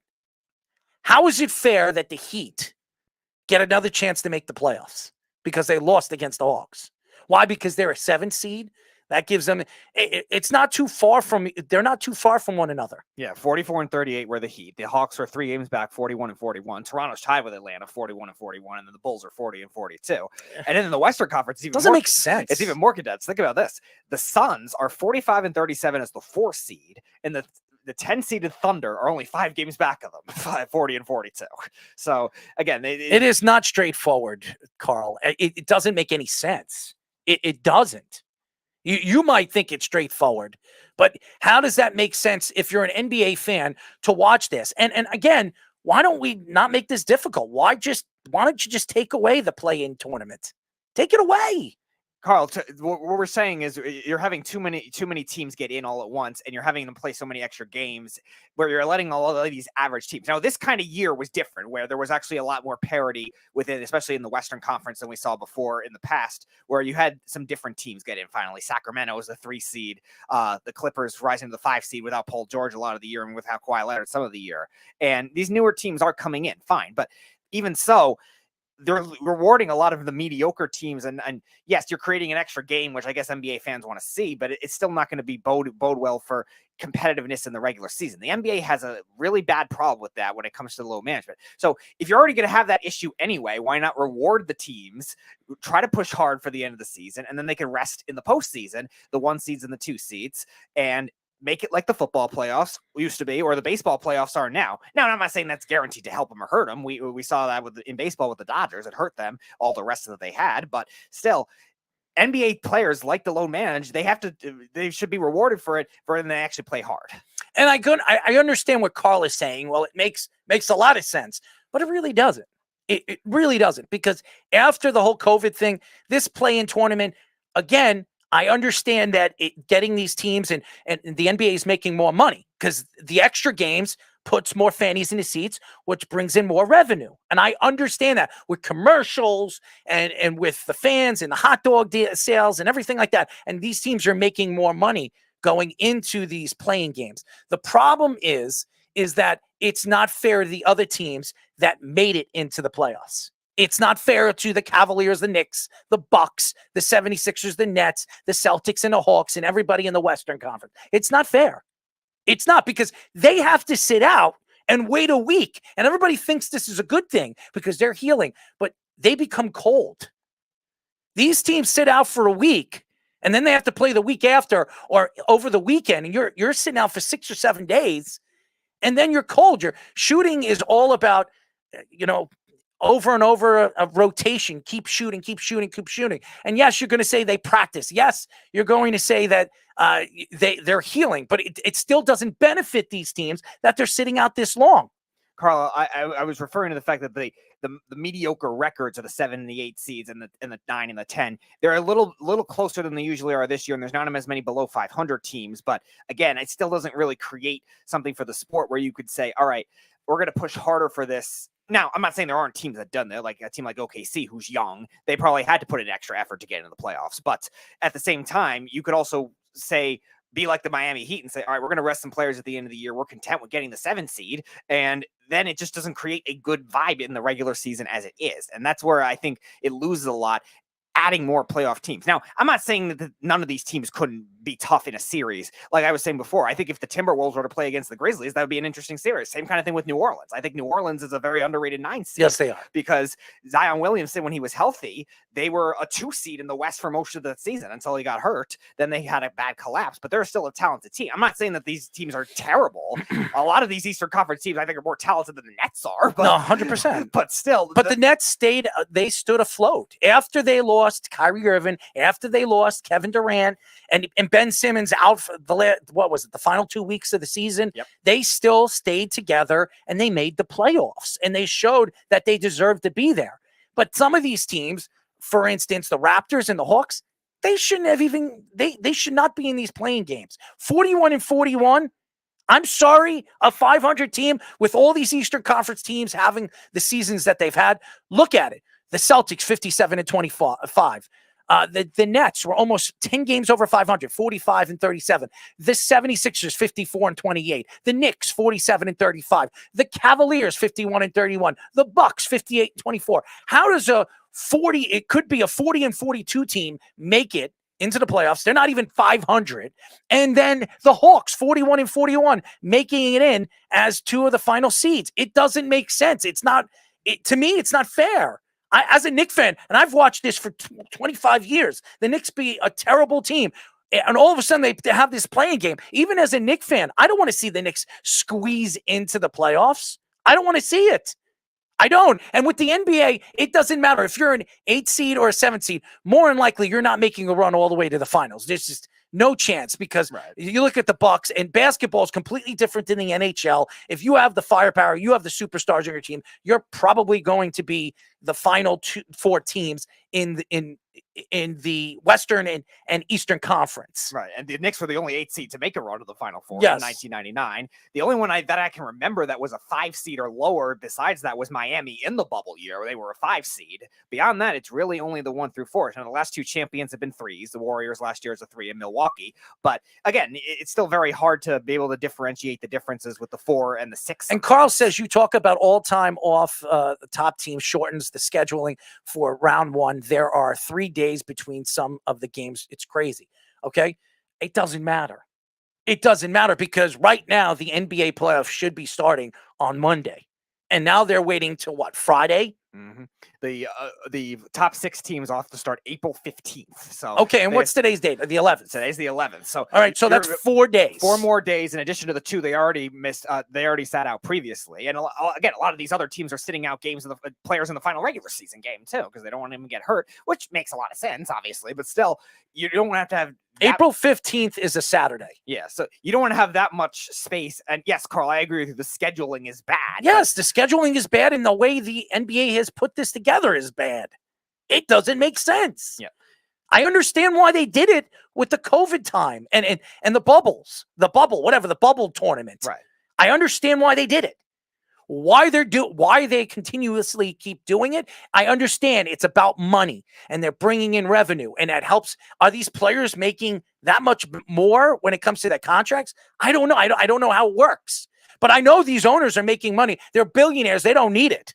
They don't need it. And I understand what it is, what these leagues are all about. It's a business. It's all about returning and bringing in revenue over and over and over again. That's why these commissioners make so much money. Adam Silver being one of them, who could be the new CEO of Disney. And he might just decide to jump ship. He should, because he lets LeBron. You know what it should be? LeBron should be requested as the commissioner of the league. He is the commissioner of the league anyways. So he should just retire and become the commissioner. And then if he wants to play with his son, wherever he decides to go, he could decide where his son goes. You know what? They'll win the lottery. I want him to play for the Pelicans. He'll let the Pelicans win the lottery, and he can go and play as the commissioner.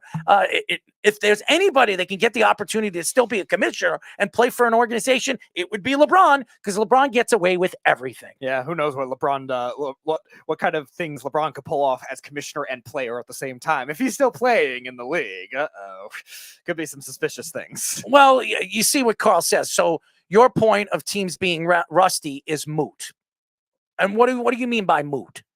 Everyone's going to be rusty, Carl. We're not denying that. What we're saying I mean, moot could mean so many different levels of, I wouldn't say tired. I mean, warmed up or whatever, sitting down and frozen. Every team's going to be different too, but it's still, the concept is more of what we're getting at. I think it's not the concept of having these teams wait 5 days, 6 days to play. Because who even says that every team is going to play on April 15th either? A lot of times we see with the NBA and the NHL playoffs, they'll alternate. All right, we'll put 4 games on this day and 4 games on this day, and then they'll keep alternating. And like you're saying, Carl, there are stretches where there's 2-3 games off for a lot of these times for the NBA teams that aren't even travel days.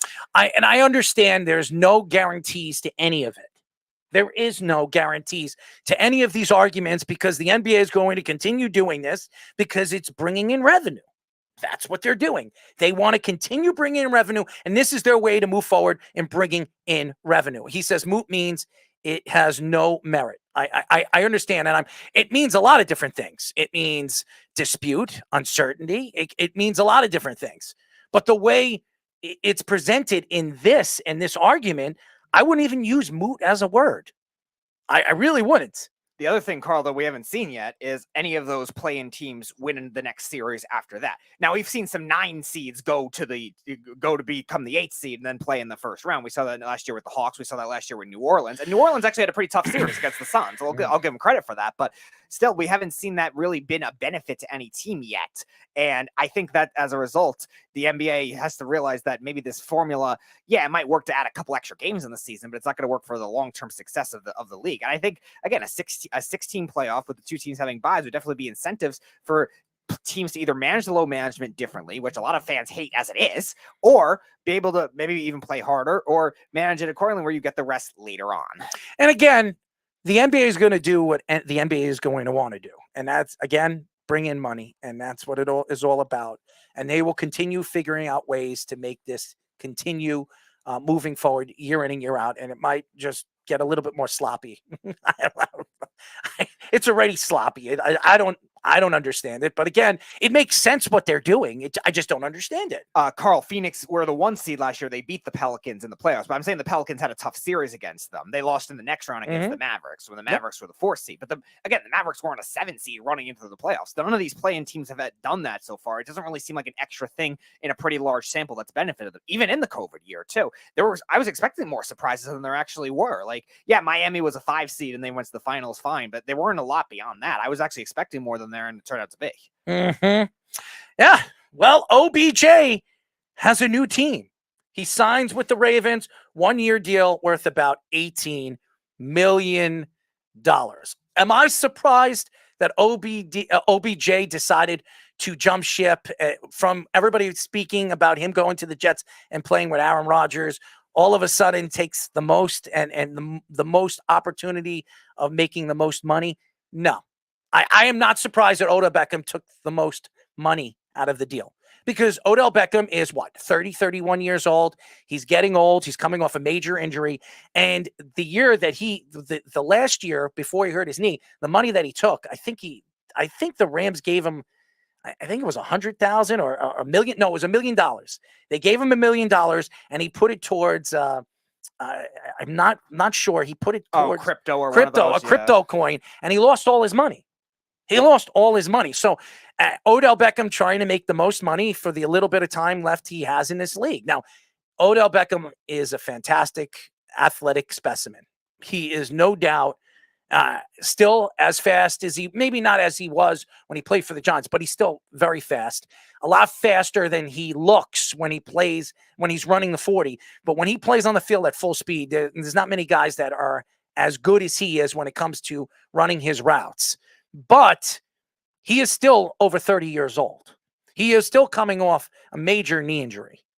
This is a second major knee injury, and he's still in position to go to a team that could be a Super Bowl contender. Here's the problem. You don't even know if Lamar Jackson's staying now. Now, there are stories coming out that Lamar is more than likely to sign with the Ravens. They will match any deal. And bringing in Odell Beckham kind of is persuading Lamar Jackson to stay for at least the next 3 or 4 years, because Odell Beckham's signing a 1-year deal. If he has another good season, do they extend him? They probably do.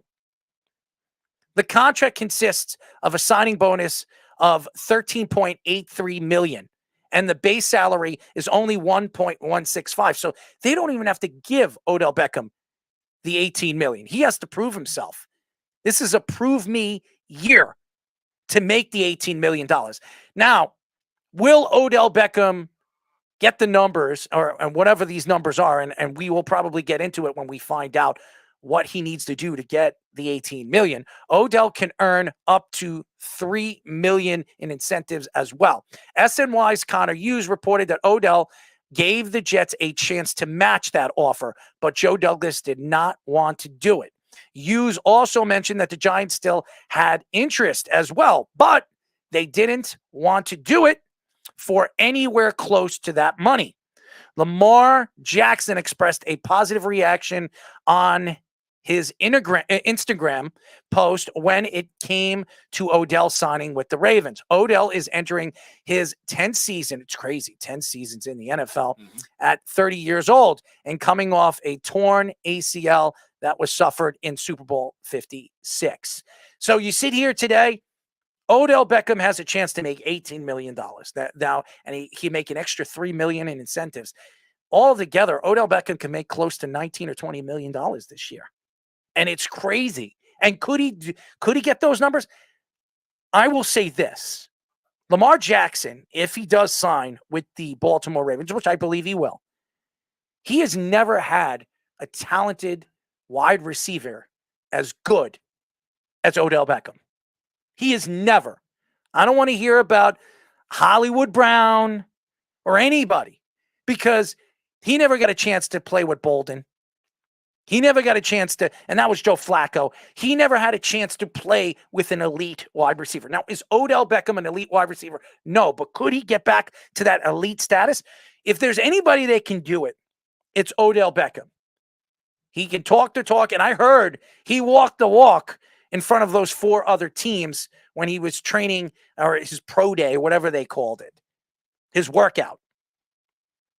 The question is the Baltimore Ravens a full contender with Mark Andrews and Odell Beckham as their 2 top threats with Lamar Jackson this year? Their defense is good. Their defense is still going to be elite. There's no question. But is this enough? Odell Beckham, is he enough? Now, I heard they're also interested in wide receivers in this year's draft. The Ravens are drafting at 21 or 22 of something. I think it's 22. Are there enough wide receivers or good enough wide receivers if you put them on the other side of Odell Beckham?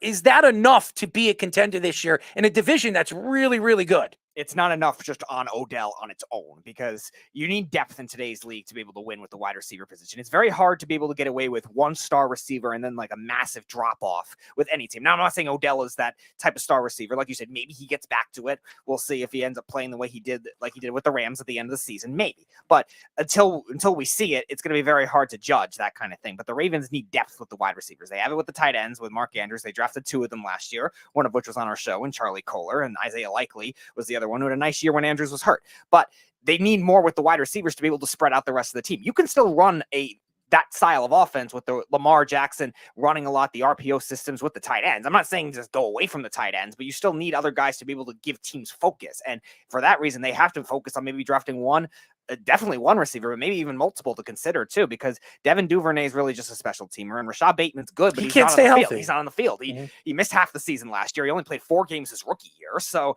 you can't trust him to be able to do that on a He's consistent Mekhi basis. Becton of the New York Jets. Yeah, and I think he's talented. I think he's a good player when he's So on is the Mekhi field. Becton. So is Mekhi Becton, but still, you can't trust that to be able to be a consistent option when you don't know if he can stay healthy. Hence the reason why the Jets are probably going to draft in the first round an offensive lineman. Mekhi Becton has lost 70 pounds. He looks healthy. He looks great. Every video, everything that we've seen posted by the New York Jets, he looks fantastic.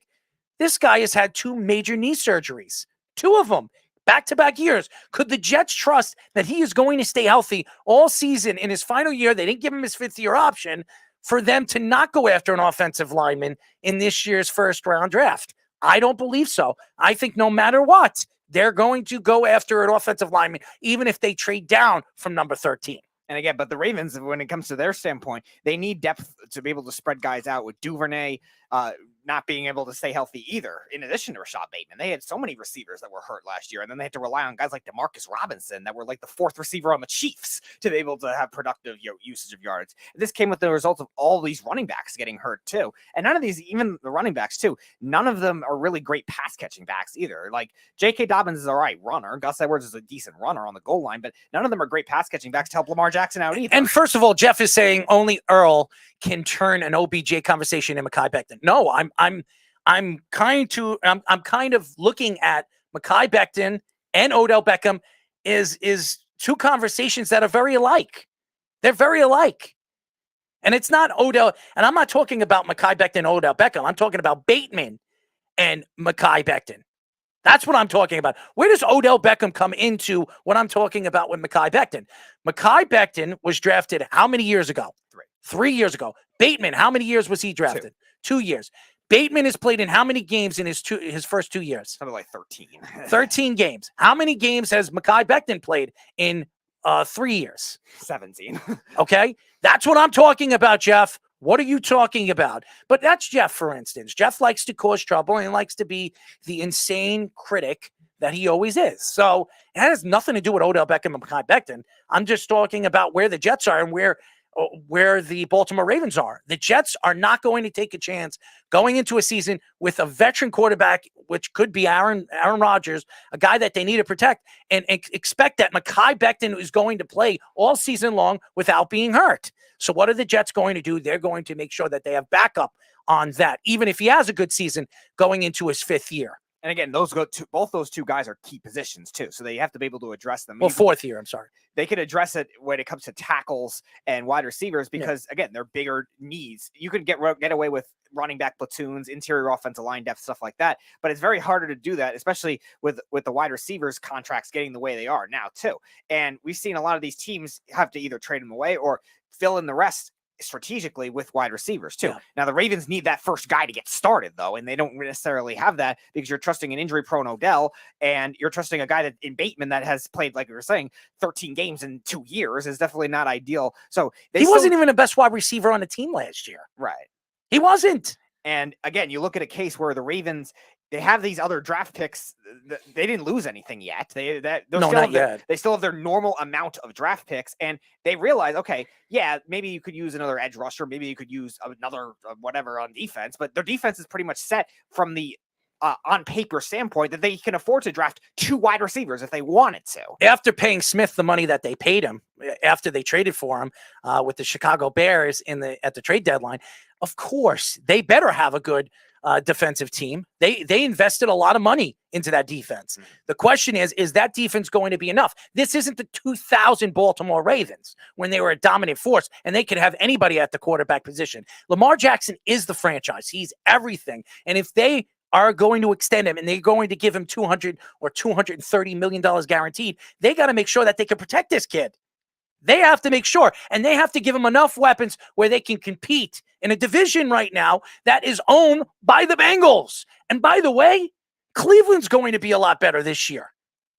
There's no sure thing for them to make the playoffs. And with the AFC East going to be a powerhouse now with the Buffalo Bills, and even if the Jets get Aaron Rodgers, the Aaron Rodgers New York Jets, and the Miami Dolphins with Jalen Ramsey and that defense and that offense, there's no sure thing for the Baltimore Ravens. And that's why making a move for Odell Beckham was really to entice Lamar Jackson to sign back with his former team. Yeah, because we also didn't expect Odell to get that kind of money, even though it is incentive based. And I say former because he could be gone. So he's not under contract.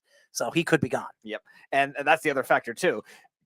Odell is all incentive based to be able to get that money from the Ravens too, which clearly showed that maybe the market, there were those 4 other teams, but maybe the market for him wasn't there. And the Ravens needed to make that kind of desperate ploy a lot more because of trying to keep Lamar Jackson, because everything we've heard for the last month is Lamar Jackson wanted to trade March 2nd. He wanted his relationship is as toxic as it gets with the Ravens. So maybe it's a start to getting him there. The Instagram post, like you were saying before, maybe that's something, but can I ask you a question? How positive? Yeah. Can I ask everybody a question? Why does everybody think Cleveland is garbage? They made a move for a quarterback that hasn't played in 2 years. A new offense. He didn't play the first 11 games. He hasn't played at an NFL speed for 2 years.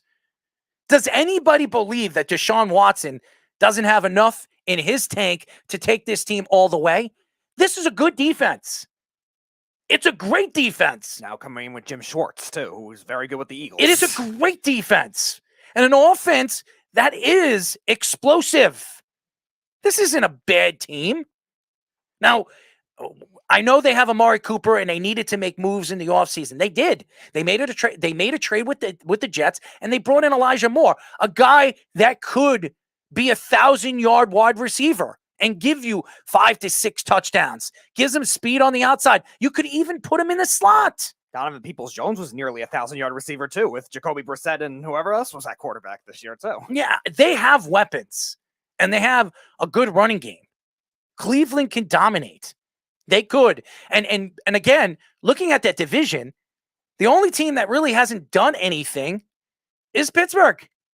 They haven't done anything yet. They're rebuilding. Their defense is good. They have a young quarterback. They need to add some, wide receiving weapons. That's probably what they're going to do in the draft. And they find wide receivers in the 3rd and 4th round, and they turn out to be something. The one thing that the Pittsburgh Steelers are good at is finding linebackers. It's always been a good thing for them.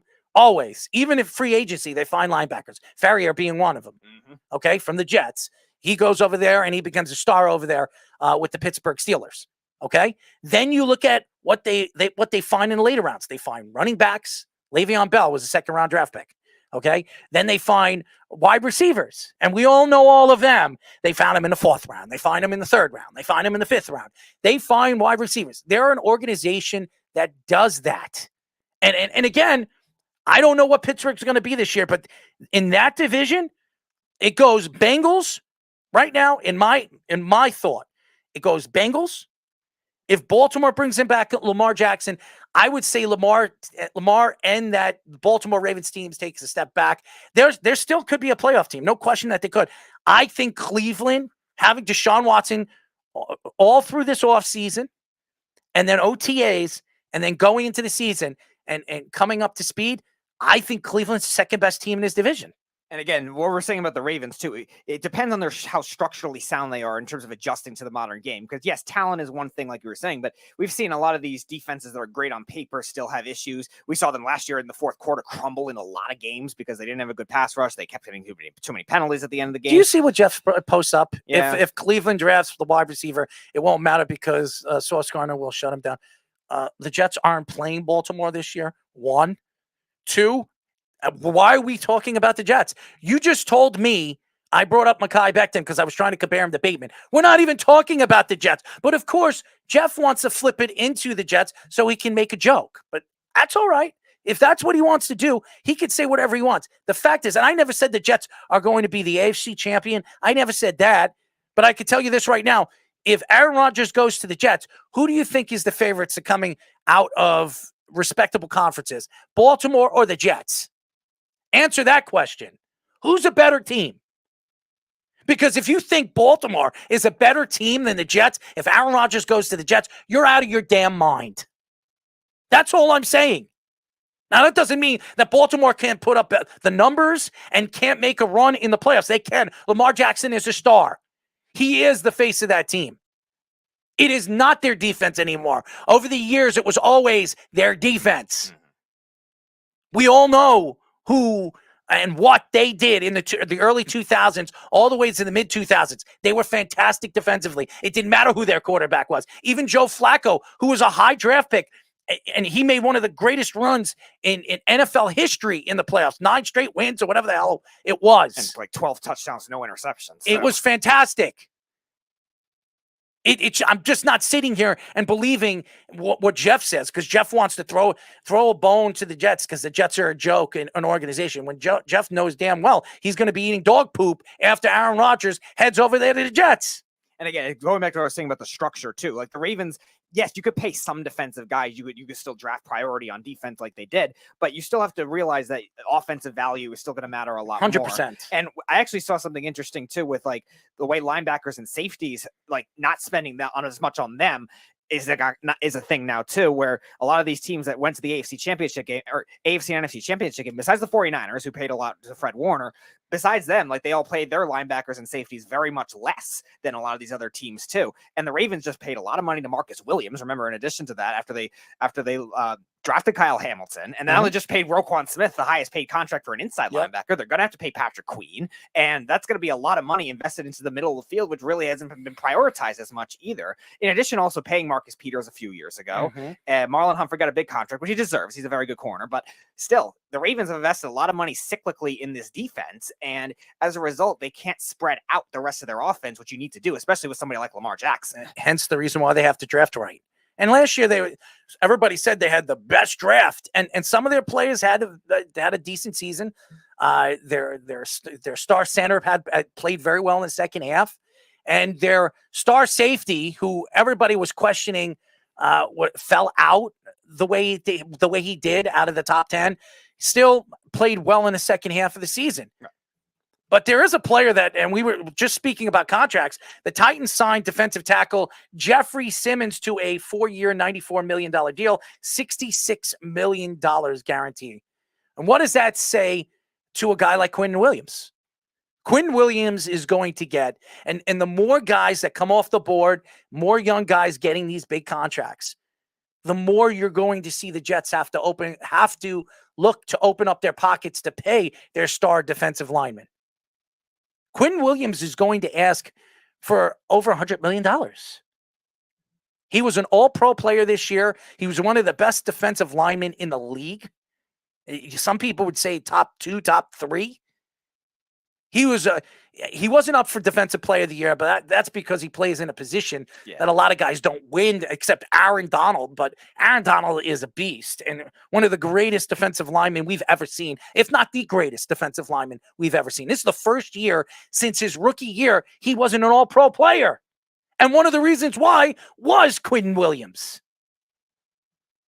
So we sit here and we look at this deal. Jeffrey Simmons, if you remember, Jeffrey Simmons he actually fell out of the top 10, where everybody thought he was a top 10 talent because of his issues off the field. Right.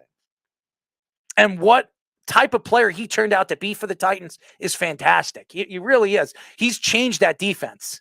He really has. Vrabel, obviously a defensive-minded guy, played for the Patriots, understands the way Bill Belichick coaches, and that's the way he tried to move forward with the Titans and change the way and the development of their defensive style, and especially the defense side of the ball. But I will say this, Jeffrey Simmons getting the $94 million and the $66 million guarantee was well-deserved. Well-deserved. For anybody to take shots and say nobody deserves that kind of money, these guys don't get guaranteed money. If you look at baseball, you look at basketball, even look at hockey, that's all guaranteed money. Their contract's the contract.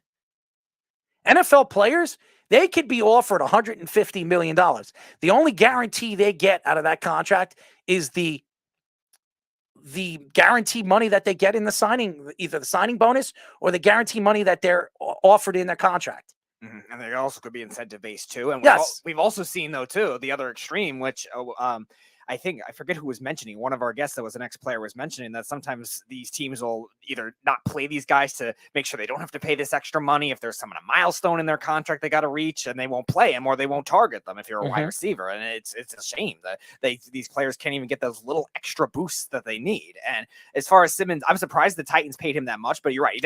He definitely deserves it. Just to say they're in, but you're right. Simmons absolutely deserves it. He's been one of the most underrated players in that, not only in that draft class, but at his position for a while. And he doesn't one of the best in that class. Yeah. And he doesn't get as much love because he's a 3-4 defensive lineman too, which makes it even harder for him to get the pass rush numbers. Him having 8.5 sacks as the defensive end in a 3-4 defense is very hard to do. And then last year playing as basically a nose tackle for pretty much the whole season, had 7.5 sacks and lots of tackles for losses, had 12 in 2021 and 9 last year. That's very hard to do in a 3-4 defense on a consistent basis like that. And think about all the injuries the Titans had last year on the defense too. Harold Landry was out for the entire season. They lost a ton of linebackers to injury. Bud Dupree was hurt. And yet this guy still put up monster numbers. And here's the question. How many defensive tackles are better than him in the league? And he's young. If you look at it, he is as young as you want a tackle to be. Now, again, 7.5 sacks this year, fantastic. 21 sacks in 4 years. Really, I don't look at his first year, his rookie season, even though in his rookie season he only had 2 sacks. He started dominating in his third and fourth year, and you're seeing that every year he's getting better and better and better. And that's what you want to see a defensive lineman do, get better and better and better. And the Titans defense is nothing to cry about either. They're a very good defense. Yep. But that has a lot to do with the coaching. And again, these players are just going to make more and more and more money. That's what it is. I believe that one way or another in the next 4 to 5 years or close to it, we're going to see the first $100 million player. That's what we're going to see. Patrick Mahomes might be the next guy when he renegotiates his deal. He did get $500 million, but not all of that is guaranteed. And at the time, the average annual value seemed like a lot. Now it's actually lower in comparison to a lot of these other quarterback contracts we've seen so far. And who knows what other quarterback contracts come this offseason, too, with Jalen Hurts and Joe Burrow and Justin Herbert, maybe? Who knows what that's going to be next?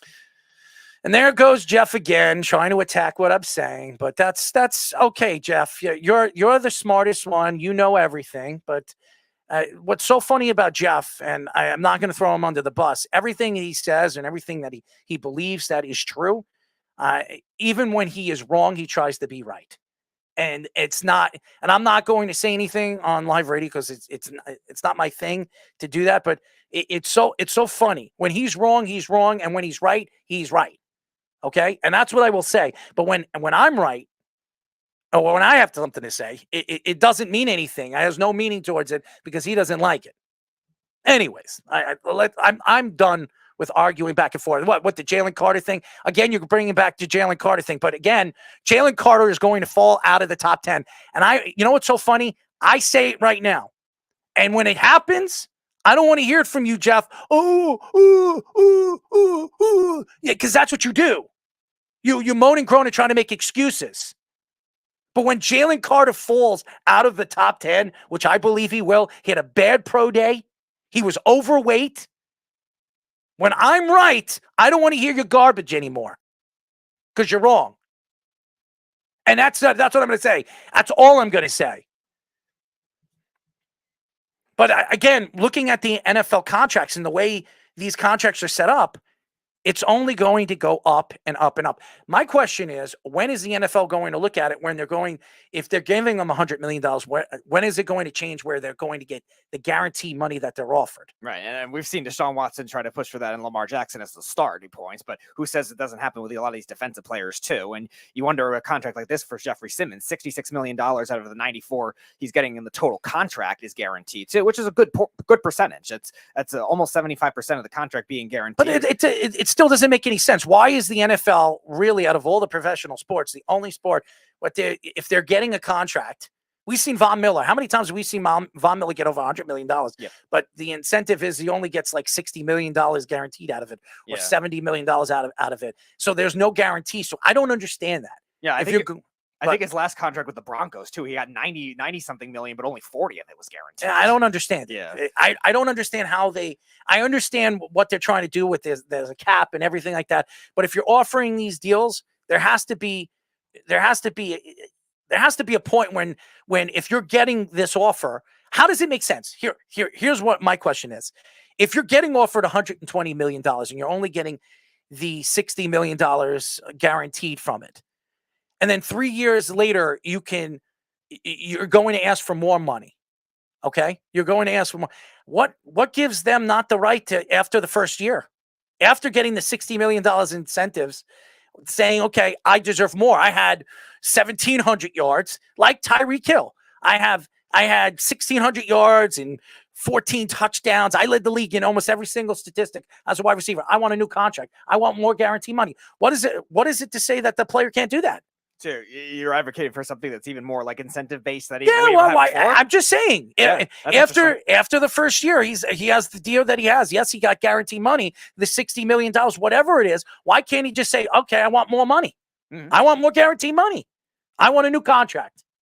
Odell Beckham did it when he went to Cleveland, did he not? Yep. Why can't you do that every single year? That's what I want to see. Jeff says it prevents catastrophic damage to the salary cap if somebody gets hurt. Listen to Jeff. Listen to Jeff. He's the guru when it comes to salary cap and everything like that. You know what? I would love to see Jeff run an organization because he would absolutely run it to the ground. Because he knows everything and he's never wrong. Those guys never succeed. Jeff would try to draft all Georgia players just for the love of it. Never succeed. Everybody, Jeff is a know-it-all. That's what I call Jeff. Half the fans that write to me and tell me, and a lot of fans like Jeff, he has good arguments and stuff like that. It's just when he tries to attack somebody and tries to make a point when he's completely wrong when he's attacking him and making his points. That's where Jeff is completely wrong about some of the things that he says. Jeff's right. Good job, Snug. Why don't you get on your knees and do something with Jeff, okay? Because it seems like you're the only person that does that. Yeah, and going back to what you're saying about the market as a whole now for these defensive tackles too, we're starting to see it more with different positions too, just based on sheer dominance. Now, it's not going to be the same for a running back or, like we were saying before, a safety. That's not going to be as valuable, but interior defensive linemen are really getting that push too, where Quentin Williams is going to get just as much, if not more, than what Jeffrey Simmons got just because of that. And then Dexter Lawrence for the Giants, he's not going to get as much as Simmons, but he's going to get something like $20 million. Why shouldn't he get as much as Simmons? We were talking, what was it, a couple weeks ago, comparing Quentin Williams' contract to Dexter Lawrence, that Dexter Lawrence could get something close to Quentin Williams. To me, Simmons is nowhere close to Quentin Williams' talent. And me and you were arguing that you believe that Dexter Lawrence could be like 15, 16 million less. Not anymore. Like Quentin Williams. Not anymore. No. I mean, that's not going to happen now. He's going to get 20 for sure. With the way that Simmons' contract got 23 and a half. Yeah. I'm just saying that Quentin Williams could be demanding between $115 to $120 million and probably $75 million guaranteed or $80 million guaranteed. I know Jeff's on the other line. He's going to have to wait. Islanders still holding on the final wild card spot with one game remaining. And you know what's so interesting about this? And we'll get Jeff on in a second, but I have to get through the scenarios. We are going to get through bracket wars. After losing 5-2 against the Capitals, the Islanders have 91 points and are still holding the second wild card spot. After tonight, they might not be. I don't know where Pittsburgh is. They lost the Penguins. They lost to Chicago 5-2. Really? Yeah. So the Islanders are set. If they win against Montreal on Wednesday, right? No, today's tomorrow, Wednesday. Tomorrow. Tomorrow's Wednesday. Yes. If the Islanders beat the Montreal Canadiens, they make the playoffs. And surprisingly, I cannot believe they lost against the Chicago Blackhawks. Yeah, you're Chicago Blackhawks. Help it out, Carl. The Panthers are 1 point up on the Islanders after tying yesterday's game against the Wild. Was it against the Wild? Ottawa. No, it wasn't Ottawa. They played. Who did they play? I thought it was Ottawa. No, they didn't play Ottawa last night. Florida played a contender, didn't they? Toronto. Toronto. Right. They played Toronto. Oh, they lost in overtime. Okay. They lost in overtime. The Penguins are 1 point behind the Islanders, and then losing tonight. They're still 1 point behind the Islanders. If the Islanders win against Montreal on Wednesday, they will make the playoffs, and so will the Panthers if they win on Thursday. Actually, I think the Panthers just need to get a point. So they don't even have to win. But they're going to either win or lose against the Hurricanes. And could it be crazy to believe that the Panthers, as hot as they've been, they lose their final 2 games, which they don't make the playoffs? Yeah, isn't that crazy? Yeah, and I could see the Penguins have so much luck, so they'll win. True. They'll win their final game, and Florida loses, and then if the Islanders beat Montreal, you see the Penguins make the playoffs. I wouldn't be surprised if that happens. There's the other factor too, because if the Hurricanes are still in a fight for their division too, they're going to have to play with a sense of urgency too. The Devils are just 1 point behind, and they both have 1 game left to go. The Panthers' last game and the Devils' last game is on Thursday, so they're going to have to play hard. They're going to have to play everybody. Otherwise, the Devils might surpass them for the division title. And here's the thing too: if the Islanders just get a tie on Wednesday, they have the tiebreaker over the Penguins. They make the playoffs. Right. So even if the Penguins win, they still might not make the playoffs. And that's crazy. I can't believe they lost against Chicago. Thank you to the Chicago Blackhawks. If you're an Islander fan, you should be very excited. And maybe Matthew Barzal will show up in the final game of the season and be a part of this team so they can actually make the playoffs and make a run. Maybe. All right, put them on. Jeff, what's up? Jeff, are you there? I don't hear him. Do you hear him? I don't hear him, Speedy. You got to replay. There he is. Jeff, there you are. Yes, good evening, Troglodytes. What's up, man? Yeah, so your whole example of, I want to see a guy sign and then ask for more money, it's a very common practice in the NFL. I'm surprised you missed it. It's called restructuring a contract and extending them. Yeah. It happens all the time. Really? So they can get more money up front, and the teams actually love when it happens too, because they can give them more money up front and it'll lower their salary. Tell me another player. Tell me a player in the past 3 years that got $60 million guaranteed in their signing a new contract and then renegotiate their deal the next year. Tell me. Aaron Rodgers. Aaron Rodgers did that. It wasn't back-to-back years. It wasn't Because- back-to-back years. No, it wasn't. Yes, it was. They signed a contract, and then the next year he was like, I don't know. No, it was 2 years. And- It was no, 2 years. no. And then he was like, Speedy, I look that want it built in there where I can leave or something. Yeah, it was like back-to-back years. I do not believe it was Aaron Rodgers, because I remember Aaron Rodgers signed a 3-year or 4-year extension, and then he waited 2 years, and then he had it extended. He got the 2-year extended. $50 million a year or whatever the heck it was. Speedy, look that up, because I don't believe Aaron Rodgers was one of the guys. I'm as a matter of fact, I'm pretty sure Aaron Rodgers wasn't that guy. Nevertheless, I mean, it happens all the time that people restructure their contracts. but to get guaranteed, money but up front. I understand what you're saying, Jeff. But after, let's say, Aaron Donald, okay? Aaron Donald just got that contract. What was it? 4 years, $130 million or whatever was that? 31.5 per year. 131. And what was the guaranteed money that he got? What was it? $70 million? Yeah. It was $70 million. Now, Aaron Donald had an all-pro year. He had 17 sacks, was dominant. It was another all-pro year. And I'm trying to milk as much money I can get from the Rams. I go back to the Rams and say, listen, I had a great season. I want more guaranteed money. Either give me more guaranteed money or trade me. Can he do that? I've never seen any player do that. They can do that. And usually what ends up happening is they restructure the contract, like a restructure and an extension, so they can extend them out. Tom Brady did it all the time. You restructure and you sign another year. But how long did he do that? How long did he do that? I mean, his entire career. No, but what I'm saying is, did he do it every single year? Did he restructure his contract where he got more guaranteed money? Yeah, he did. Yeah, he did it a lot of years, and that's why when they got rid of him, right, or when he left, or however that whole thing worked, Do you remember the $30 million the Patriots still owed him under their salary cap? That's why they were hamstrung and could only sign Cam Newton for $1 million because they still had Brady's deal. No, I remember. I remember that. Right. When that happens, you got to picture it as like buying something on a credit card. You get it now, but you pay for it later, right?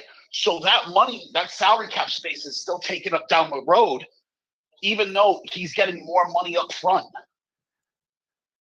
All right, Speedy, you have the numbers. What was it? All right, so he re-extended the deal when it had 2 years left on the current deal. See, So that's that what I would have said. been 2021. It wasn't back-to-back years. Yeah, it wasn't back-to-back years. It was tied to a contract that was signed in 2018. So he also So did he that the did it in previous back-to-back contract before. years. No, he didn't. No, he didn't. He did it in both contracts. Now, he also did it in 2016, but that was after a contract signed in 2013. So, yes, he did do it in back-to-back contracts, but he did not do it in back-to-back years. It's still the same concept, though. Whether it's back-to-back years or not, it's still the same concept.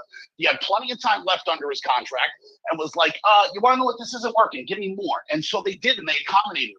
And then that's why, Speedy, But that's go ahead into Spotrac.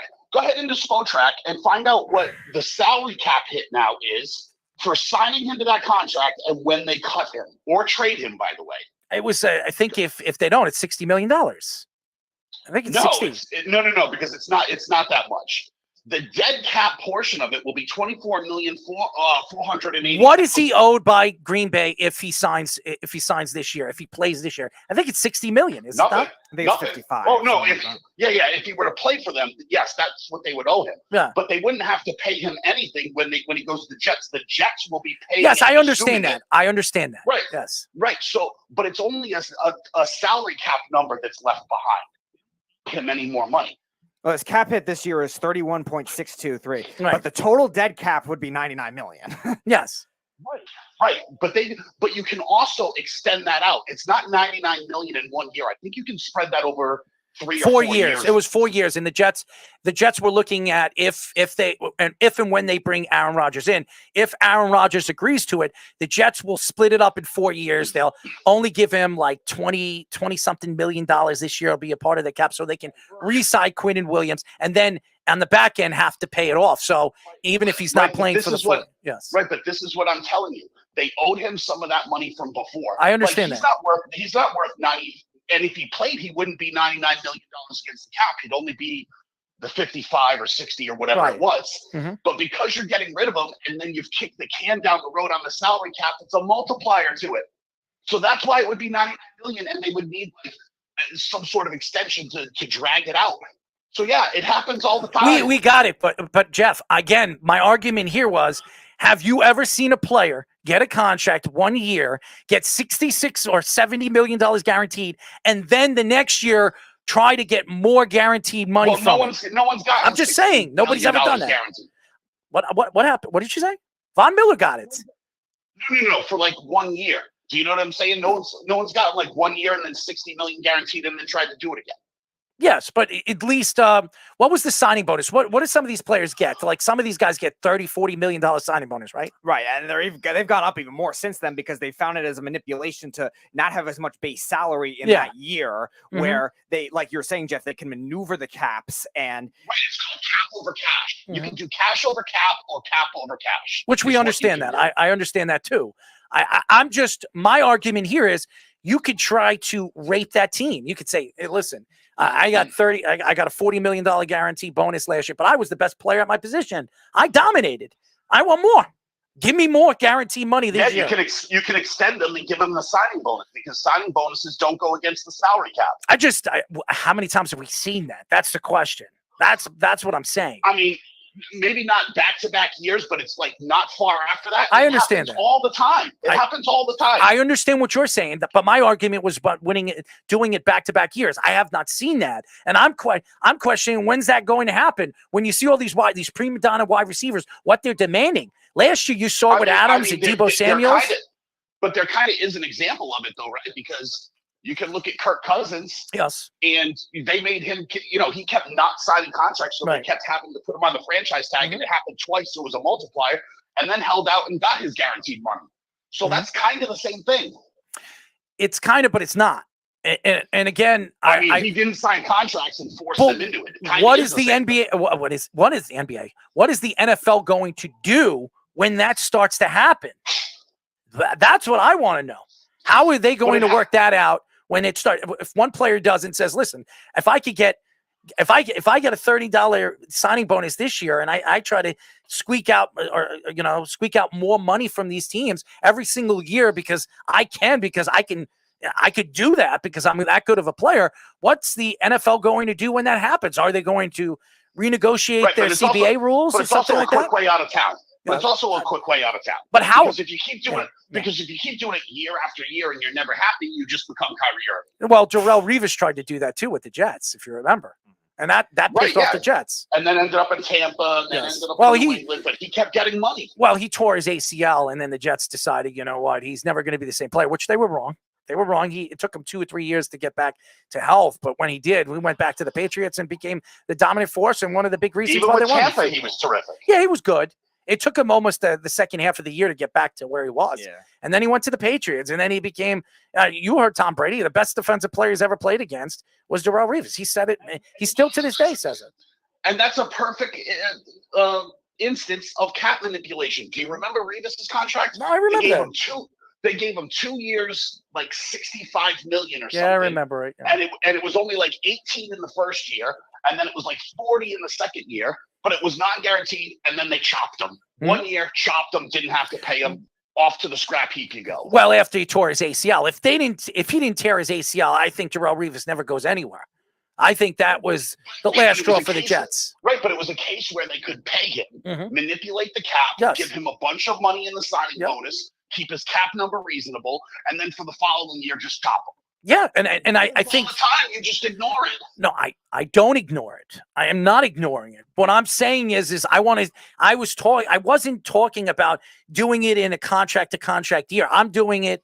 I'm sorry. I'm not doing within the contract it happening. I'm saying it contract to contract year where you're doing it back to back years. We have not seen that. And when it starts to happen, how many players are going to try to do that? Knowing that they can get away with it. If one player can get away with it, why can't another? And you saw one wide receiver ask for the money that he got, Adams got, and then it became Tyreek Hill he wanted his money or he wanted to be traded. Then Deebo Samuels wanted his money or he wanted to be traded. Meanwhile, they were under contract. So that's what I'm saying. It happens. It's a monopoly. But you see more of that in the NFL just because of the nature of the sport. Those guys put in the work. And they earned their money. Right? Like, I understand. I don't think anyone would say Deebo Samuel didn't earn his money. Like under his rookie contract, he outperformed it and didn't want to keep taking a chance getting hurt because they were using him in crazy ways. So he wanted to get paid. It was his one chance to get paid, and he went for it. He did the same thing Zeke did. I was going to say, too, you also look at it maybe a structure that could work for incentive-based contracts down the road where it's a universal structure. Now, every position is going to be different with that kind of thing, too. But maybe Errol's system of what he's saying of maybe players getting extra incentives based on their performance that year more often could be another thing that could increase the value for the players. They already have that. But it's they very already specific. Have incentives. They don't have a general structure of it, though. And I think that's something that's interesting. Everyone uses the same kind of stuff. Oh, 100 catches get you this, or so many yards get you this amount of money. They already do stuff like that with incentives. Well, not necessarily. Every team is going to have different goals with what they want out of those players, though. So I'm saying more of a universal set the goals wherever you want. Yeah. Right, but you can set the goals wherever you want, and that's also part of the cap manipulation. It's also a way to get those guys money without having to put it on the salary cap. Yes, and again, I'm not arguing with you on manipulating certain things where it works. I'm just saying that if you're sitting back and you're wondering how the NFL is going to deal with this when it comes down to it, it's going to happen. It is eventually going to happen. And how are they going to figure this out when every single star player says, you know what? Or Sauce Gardner, remember, Sauce Gardner is 21 years old. When he gets that contract extension, he says, okay, I'm an all-pro player every single year, and nobody's better than me. Nobody's better than me. You know what? I just got a $40-50 million signing bonus. Next year, I want more. I want $40 million. He could do it. and he could get away with it. But there's also recourse for it because the Jets could say no, and then you come into that situation where he goes, all right, fine, I'm going to set out the first 10 weeks, and then I'll come back and play so it counts as a league year. So he doesn't get hurt. We've seen that 100 times too. We've already seen the scenarios, players against teams, Yeah. that kind of thing. I would agree with So it's that. already- Yes. I would agree with that. We've Yes. seen it 100 times. We've seen that, but again, it's still going to come to a head one way or another because these teams and these players are trying to figure out the best way and the best scenario where they can make more money, and as well as they deserve for the amount of putting their What do you mean brains. as well as they deserve? You're the guy that wants to take money from people. Well, hold on one second.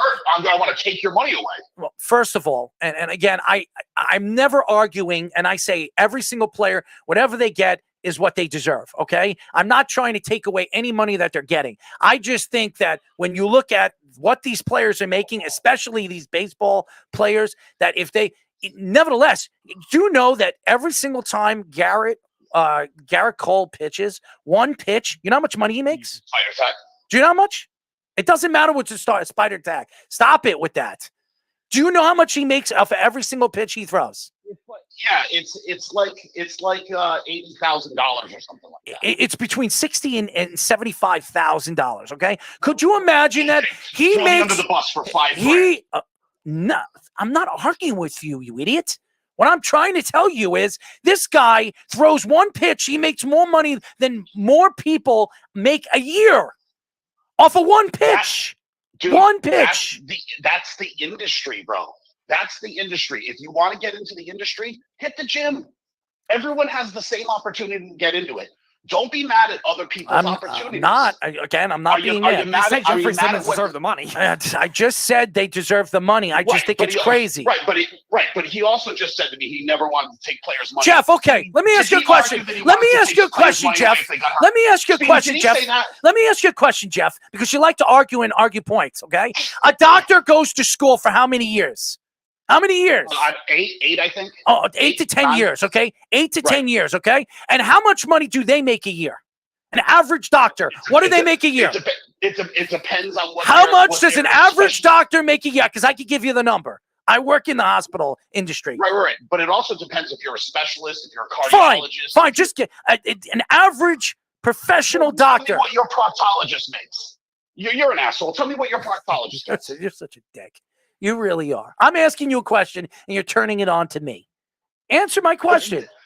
I can tell you this. I have an average doctor makes between $250,000 and $300,000 after the insurances that they have to pay during their practices and everything like that. That's what an average doctor makes. Do you know what an average professional baseball player makes in the major leagues? Probably like $2 million. No, $950,000.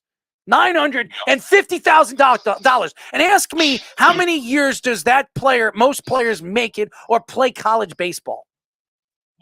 First of all, college baseball doesn't mean anything because sometimes they can draft. Just asking you a question. How many years? No. But people are working on their game since their childhood. So if you start at 6, because that's what people have to do, they have to start 6, 7, 8, and then go from there. You reach your 8 to 10 years of training.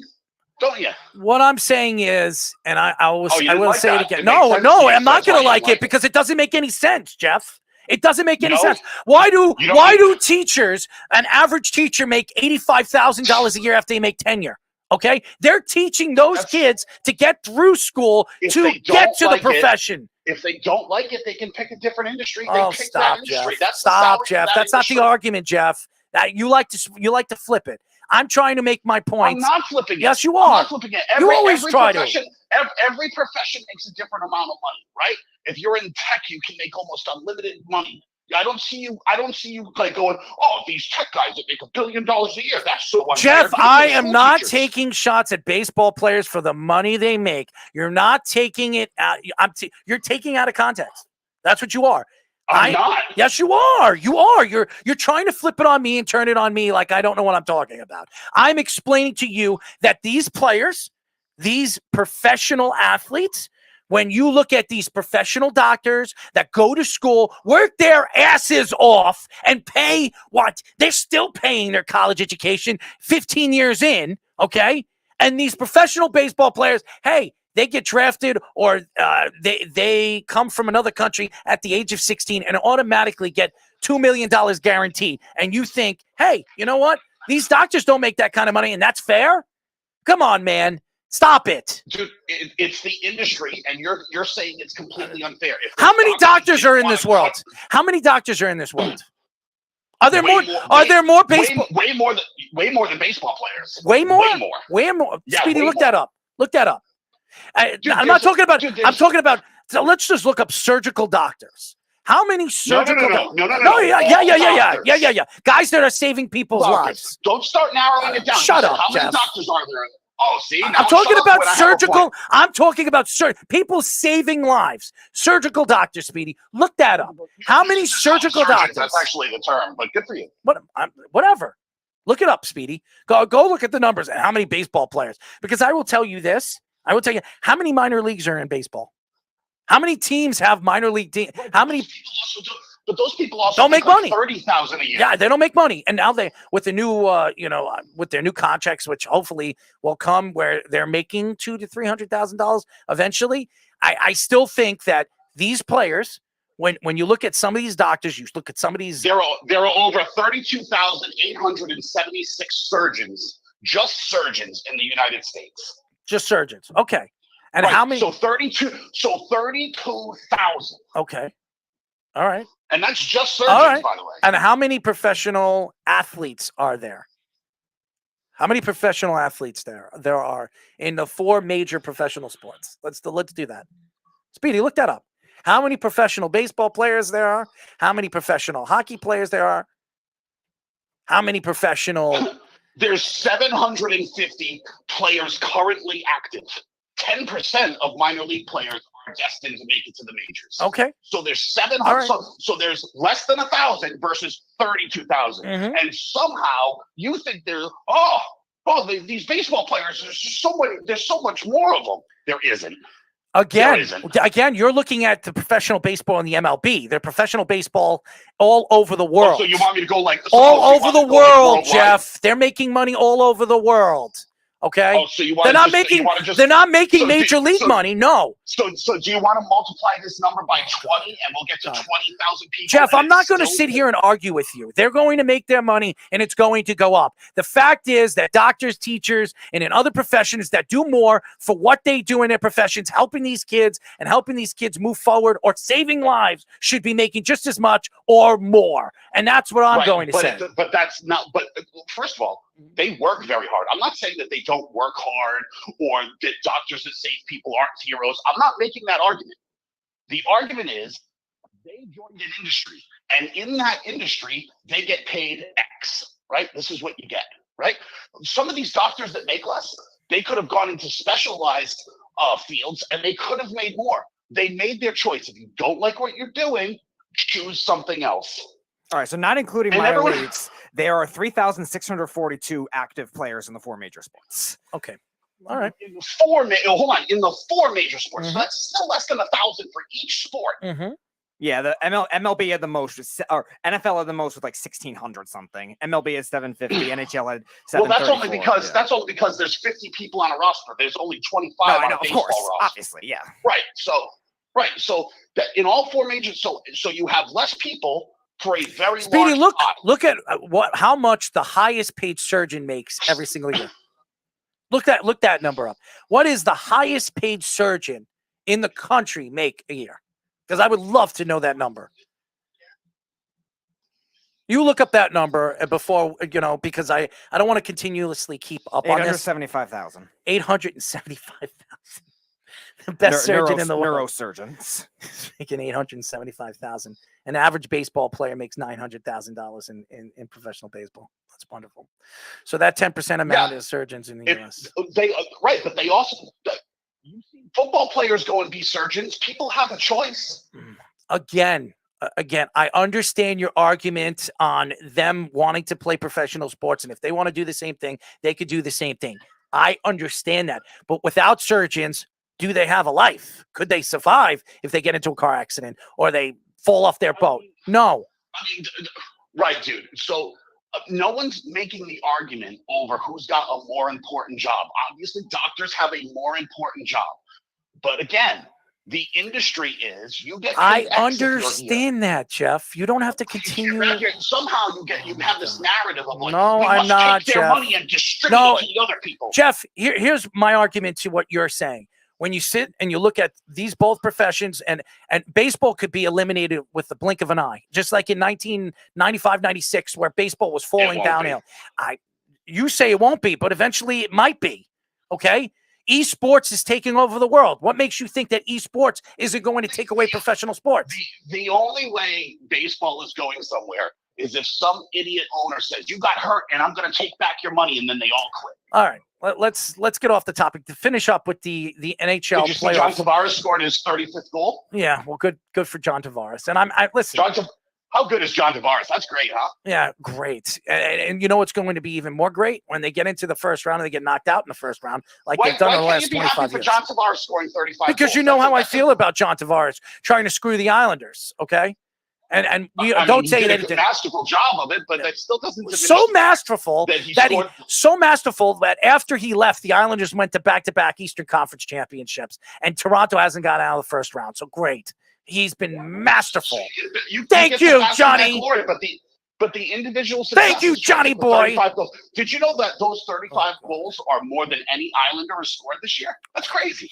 Congratulations to John Tavares. Oh, wonderful. He is just amazing. I think it's long overdue that you said congratulations to John. No, because I don't have any respect for the guy. I don't. And nor will I ever. Sure, it's mutual. Well.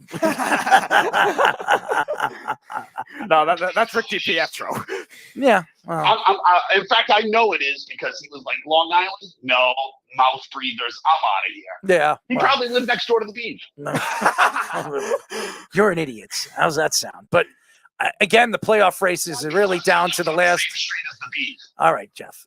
Now, if you look at the last game of the season, Florida right now has 92 points. The Islanders have 91, and Pittsburgh has 90. Losing tonight really hurt Pittsburgh and their chances of making the playoffs, because all the Islanders need to do now is tie against Montreal. They're in, and all Florida really has to do is really that's it. If Pittsburgh don't win. If they tie with Florida, I think Florida's in. Yeah, Florida's in because Pittsburgh can't get in. So Florida's, no matter what, they're in. Pittsburgh cannot get in on the sole basis of a tiebreaker because they have less regulation wins than the other two teams. The Panthers have 36, the Islanders have 35. So Pittsburgh really screwed themselves, losing against Chicago. Losing the way they did. Rooting for the Islanders. I am rooting for the Islanders so hard. Yeah, because they match up against Boston, right? Is that what it is? They would get to play in the Bruins Invitational. Yeah, well, good. And good. You know what would be really, really funny? If the Bruins go out in 5 or 6 games against that Islander team that you're making jokes about. Hey, listen, they get a hot goalie could do that. It could absolutely happen. But I look forward to the matchup if it does take place. So do I. You know why? Because I would love to see that same Islander team a couple of years ago when they played the Boston Bruins. You were talking all the crap. Are you and what living happened. off of a team? Are you living off of a team No. from a couple of years ago? No, I'm not. I'm living. And the Bruins are a different team. And by the way, they just broke the points record tonight. Congratulations. Boston Bruins. Yeah, congratulations. The wins record. The points record. You didn't even let me get to it. But you know what? It's always about Boston out of your mouth. You pee out of your mouth as much as you talk Boston. Okay? That's it. I hope the Bruins play the Islanders because I look forward to seeing if Breece Hall can play goaltender. We have to have a Jets reference in. It's got to come all full circle. Oh, yeah? Is that what it is? Because there was no Jets reference until you brought it up. That's you it. made everything about the Jets. No, I did not. OBJ with Mackay back then. When you mentioned Jeffrey Simmons, you were like, whoa, what's Jeff, I love you. Thank you for calling. It's always a pleasure Love to be on you, the man. Worldwide Thank you. Jets Network. Thank you, The Worldwide Jeff. Jets Network. I'm done. I'm done listening to that garbage, okay? Everything. He really pees out of his mouth when it comes to Boston. He won't be peeing when he has to have crap. Do you want me to? No. He'll be, he'll be Crapping. eating crap in his mouth when Aaron Rodgers goes to the Jets. But it would be so funny if that ever happened. I would have waited until I went to Florida, and then I would have had Jeff do it in person. But I have to wait until this is a short thing. Maybe when I'm down in Florida for the 3 days that I'm down there, it happens over the weekend, and I could say, okay, Jeff, I'm coming over. I'm taking video live and in color, picking the dog crap you're going to have to eat. Yeah, that sounds too good to be true to actually happen. Yeah. Carl says Tavares or Barzal. Ha ha ha. Tavares or Barzal? Well, right now, Tavares, because Barzal can't stay healthy. So you would ask me right now, it's Tavares. But again, I mean, Barzal has gone further, without Tavares. Tavares didn't really do anything when he got out of a first round. Yeah, against Florida, that one playoff series, they won 4-2 against a very new Florida team. I liked them at the time. I was wrong on it. And but still, that was the only one, and they got smoked in the next round by the Lightning. Where, yeah, you're right. First of all, Carl, if you go back, you said I broke into it was Jeff bringing up the Jets, where I brought in the Jets. It was Jeff bringing up the Jets before I brought in the Jets. So just so you know, go look at the messages up there before I brought up the Jets. It was Jeff. Oh, I haven't heard. I forget what he said, but he said something. Here comes another. We're going to hear a Jets reference or something like that. He said something, but I did not bring up the Jets until and all I brought up was Mekhi Becton. Mekhi Becton. That has nothing to do with Jets. It has something to do with a player, not the Jets as an organization. I can't talk about a player. It's ridiculous. It was a comparison. Yeah. I brought up Bateman and Mekhi Becton. How it matches up very equally on the position that both organizations are at. But of course, Jeff wants to turn it into a Jet, and I don't care what he says. He's wrong. The analogy is players that miss most of their I rookie barely seasons. spoke about the Jets tonight. Honestly, I barely spoke about the Jets. It's a comparison. You could have mentioned Jonah Williams, who missed pretty much his whole rookie year, too, for the Bengals. It's the same logic. We were comparing injured players in their rookie seasons. Bateman played 4 games his rookie season. That's all I did. But again, Jeff wants to flip it on that. No, I didn't say OBJ. I said Mekhi Becton and Bateman. Right. That's what I said. We were comparing players that Jets said OBJ and Becton. Young that got hurt right away. Odell missed 4 games his rookie year. Jeff said OBJ and Becton. And then I said OBJ and Becton. It was Jeff that said OBJ. And I was talking about OBJ, and then I brought up Bateman and Lamar Jackson. We were talking about Lamar Jackson and Bateman. And then I tried to compare. I looked at the Jets, and the Jets are in the same predicament as the Baltimore Ravens are. If they go in the first round and I said the Ravens are probably going to go after a wide receiver in the first round, as well as the Jets are going after an offensive lineman to protect themselves. That's what I said. And Jeff tried to spin it around and brought the OBJ and Mekhi Becton thing up. Anyways, I don't want to get into it. And Jeff likes to turn it anything. And you know what? Jeff is an idiot. That's all I'm going to say. So, Speedy, we got 30 minutes as we go into the next bracket of Bracket Wars. Here we go. It's time for Bracket. It's time for Bracket Wars. All right, so this one will feature 2 5-12 and 6-11 matchups. So we got 2 basketball teams today and 1 hockey team, 1 baseball team. So we'll start with the 5-12 matchup. So we're dealing with the mid-'80s Lakers, not the entire Showtime Lakers dynasty, but from 1984 to 89 when they lost to the Bad Boy Pistons against the Penguins. This Penguins team that won back-to-back Stanley Cups and made it to the Eastern Conference Finals 4 different times. 1984 and 85 season, the Lakers were 62-20 record, the number 1 seed in the Western Conference. They beat the Suns, the Trailblazers, and the Nuggets in the playoffs, and beat the Celtics in the NBA Finals. In 1985 and 86 season, they were 62-20 record, number 1 seed in the Western Conference, lost to the Rockets in the Western Conference Finals. 1986 and 87 season, 65-17 record, number 1 seed in the Western Conference, beat the Nuggets, Warriors, and Supersonics in the playoffs, and beat the Celtics again in the NBA Finals. 87 and 88 season, 62-20. You see the numbers. They keep going up in a row. Record, number 1 seed in a Western Conference, beat the Spurs, Jazz, and Mavericks in the playoffs, and beat the Pistons in the NBA Finals. 88, 89 season, 57-25, and number 1 seed in the Western Conference got swept by the Pistons. And 1989 and 90 season, they were 63-19. Number 1 seed in the Western Conference, lost in the second round against the Suns. Key players in those championships: Magic Johnson, Hall of Famer; Kareem Abdul-Jabbar, Hall of Famer; James Worthy, Hall of Famer; and then Michael Cooper, A.C. Green, and Byron Scott, all guys that were big parts of organizations after they retired from their NBA careers. You know what's so interesting about this Laker team is the dominance. And if you ever checked out the Lakers, dynasty, series, and they're going to add on, I think next year the new series is going to come out. It's an amazing story, and you watch how this team was created, how it was built. It was built on pennies. If you look at it, they were bought for $80-something million. $30 million was real estate. $30 million was real estate. So it's an amazing story. And really what they did in the dominance of the 80s. The 80s were still a really good dominant time when you have the Celtics and Larry Bird and those teams that they had with Parrish and McHale.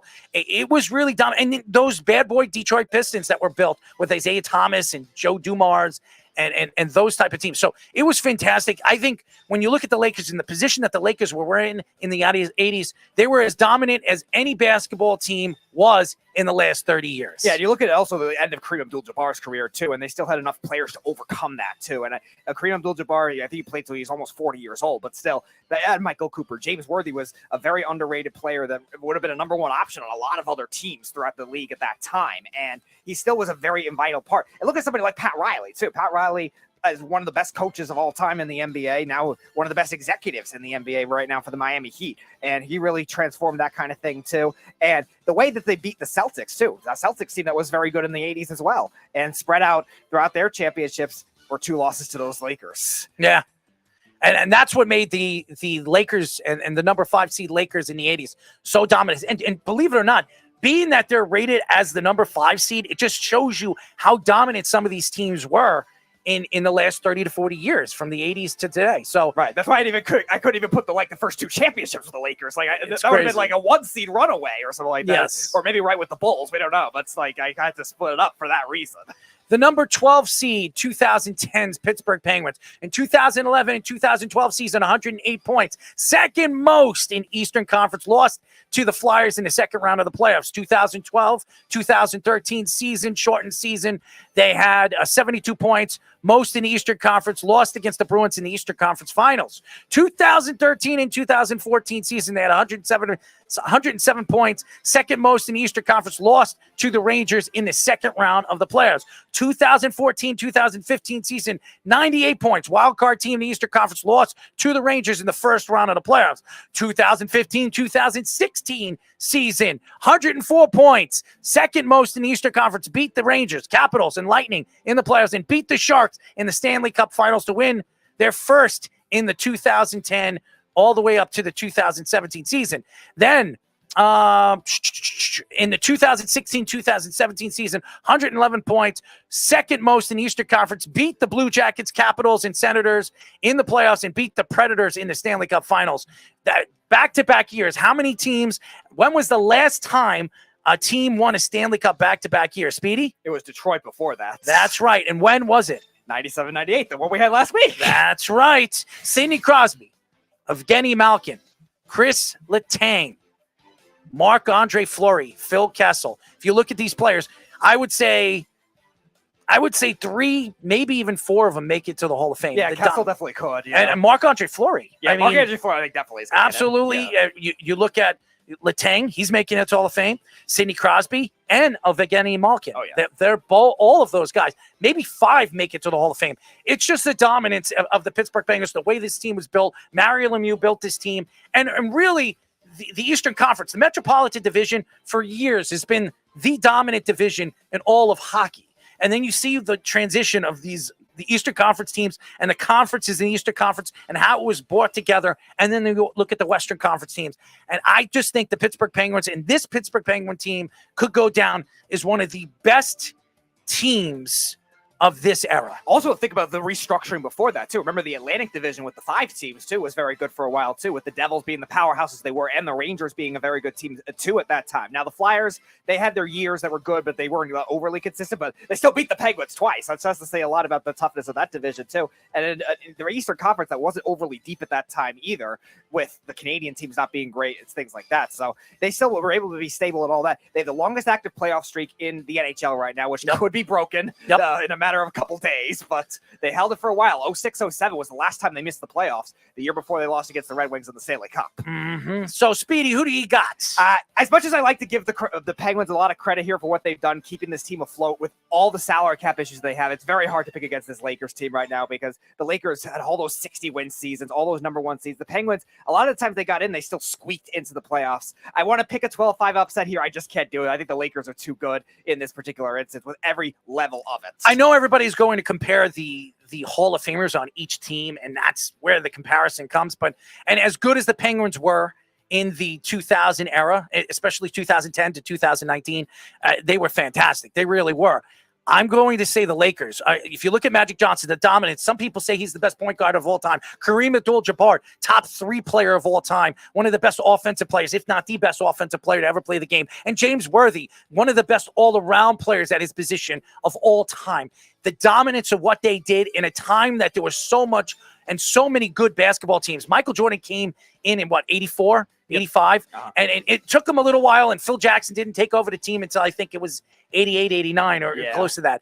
It's still, there was so much dominance in the NBA in the 80s, and there were so many good basketball teams, and the way they dominated and the way the Lakers dominated in such a long time, almost really 12 years, it was unbelievable. And again, when you look at guys like Kareem Abdul-Jabbar, that in 1980 he wanted to retire. Right. It was Magic Johnson in the draft, winning the draft and getting Magic Johnson really changed his thoughts of really competing and staying in the NBA as long as he did. So I would agree with you. I think the Lakers, but the Pittsburgh Penguins were a dominant force in the 2000 all the way to the 2019 season.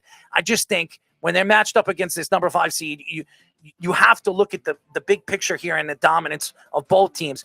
The Penguins were really, really, really good for 9 years, and they won back-to-back championships.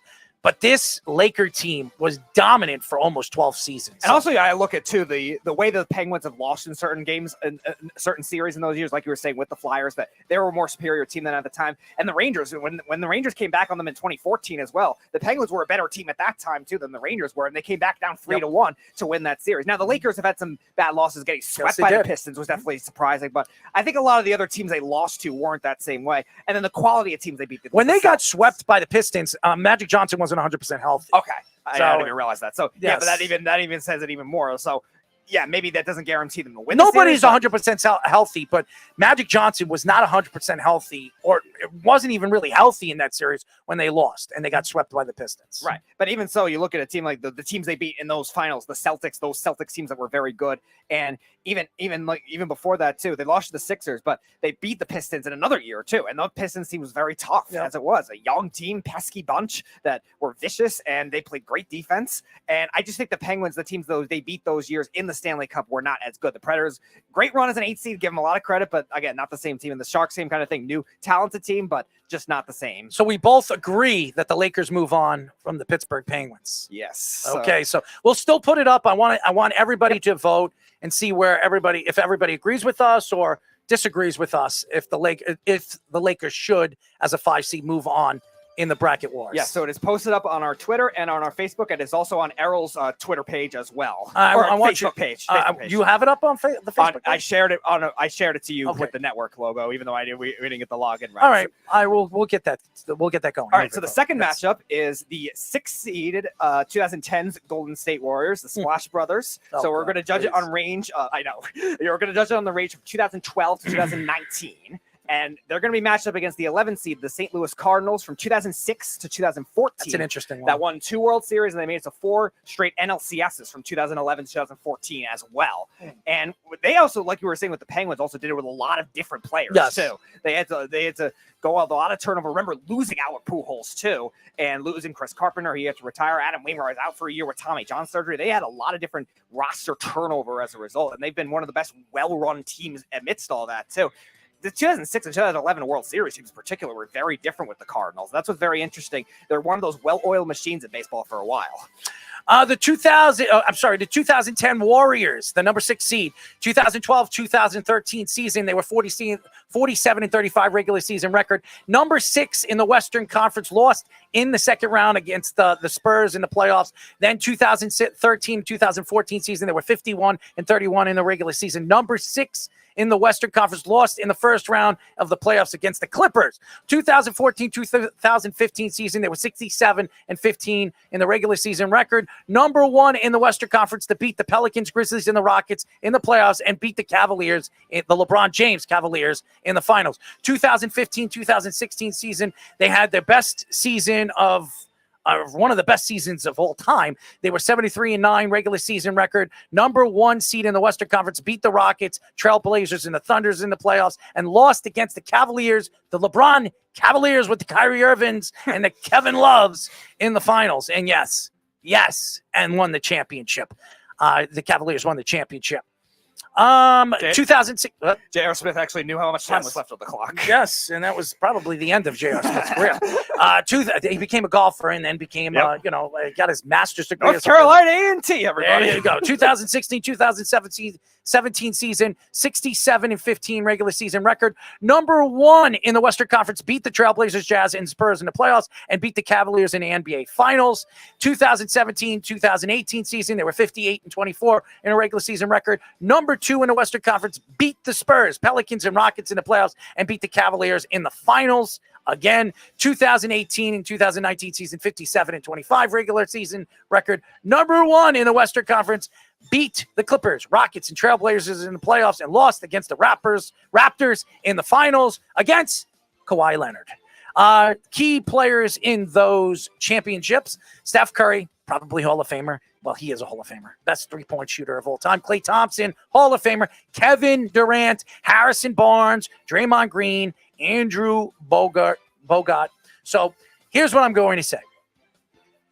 I think this is one of the greatest teams ever assembled in this kind of span. They really were. Even when they added Kevin Durant, you have a fantastic built team, really built like a machine.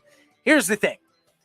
When you buy and bring in a player like Kevin Durant to win those championships, they did it once. They won 1 championship. When they brought Kevin Durant in, then they started winning multiple championships. You buying players and bringing players in to win championships, to me, doesn't sell me as one of the greatest basketball teams of all time. Because if you look at those Laker teams, if you look at those Celtics, and I know the game has changed. I know LeBron James changed the game, and he created the big 3. He really didn't. It was the Celtics. And yes, Jeff's going to sit here.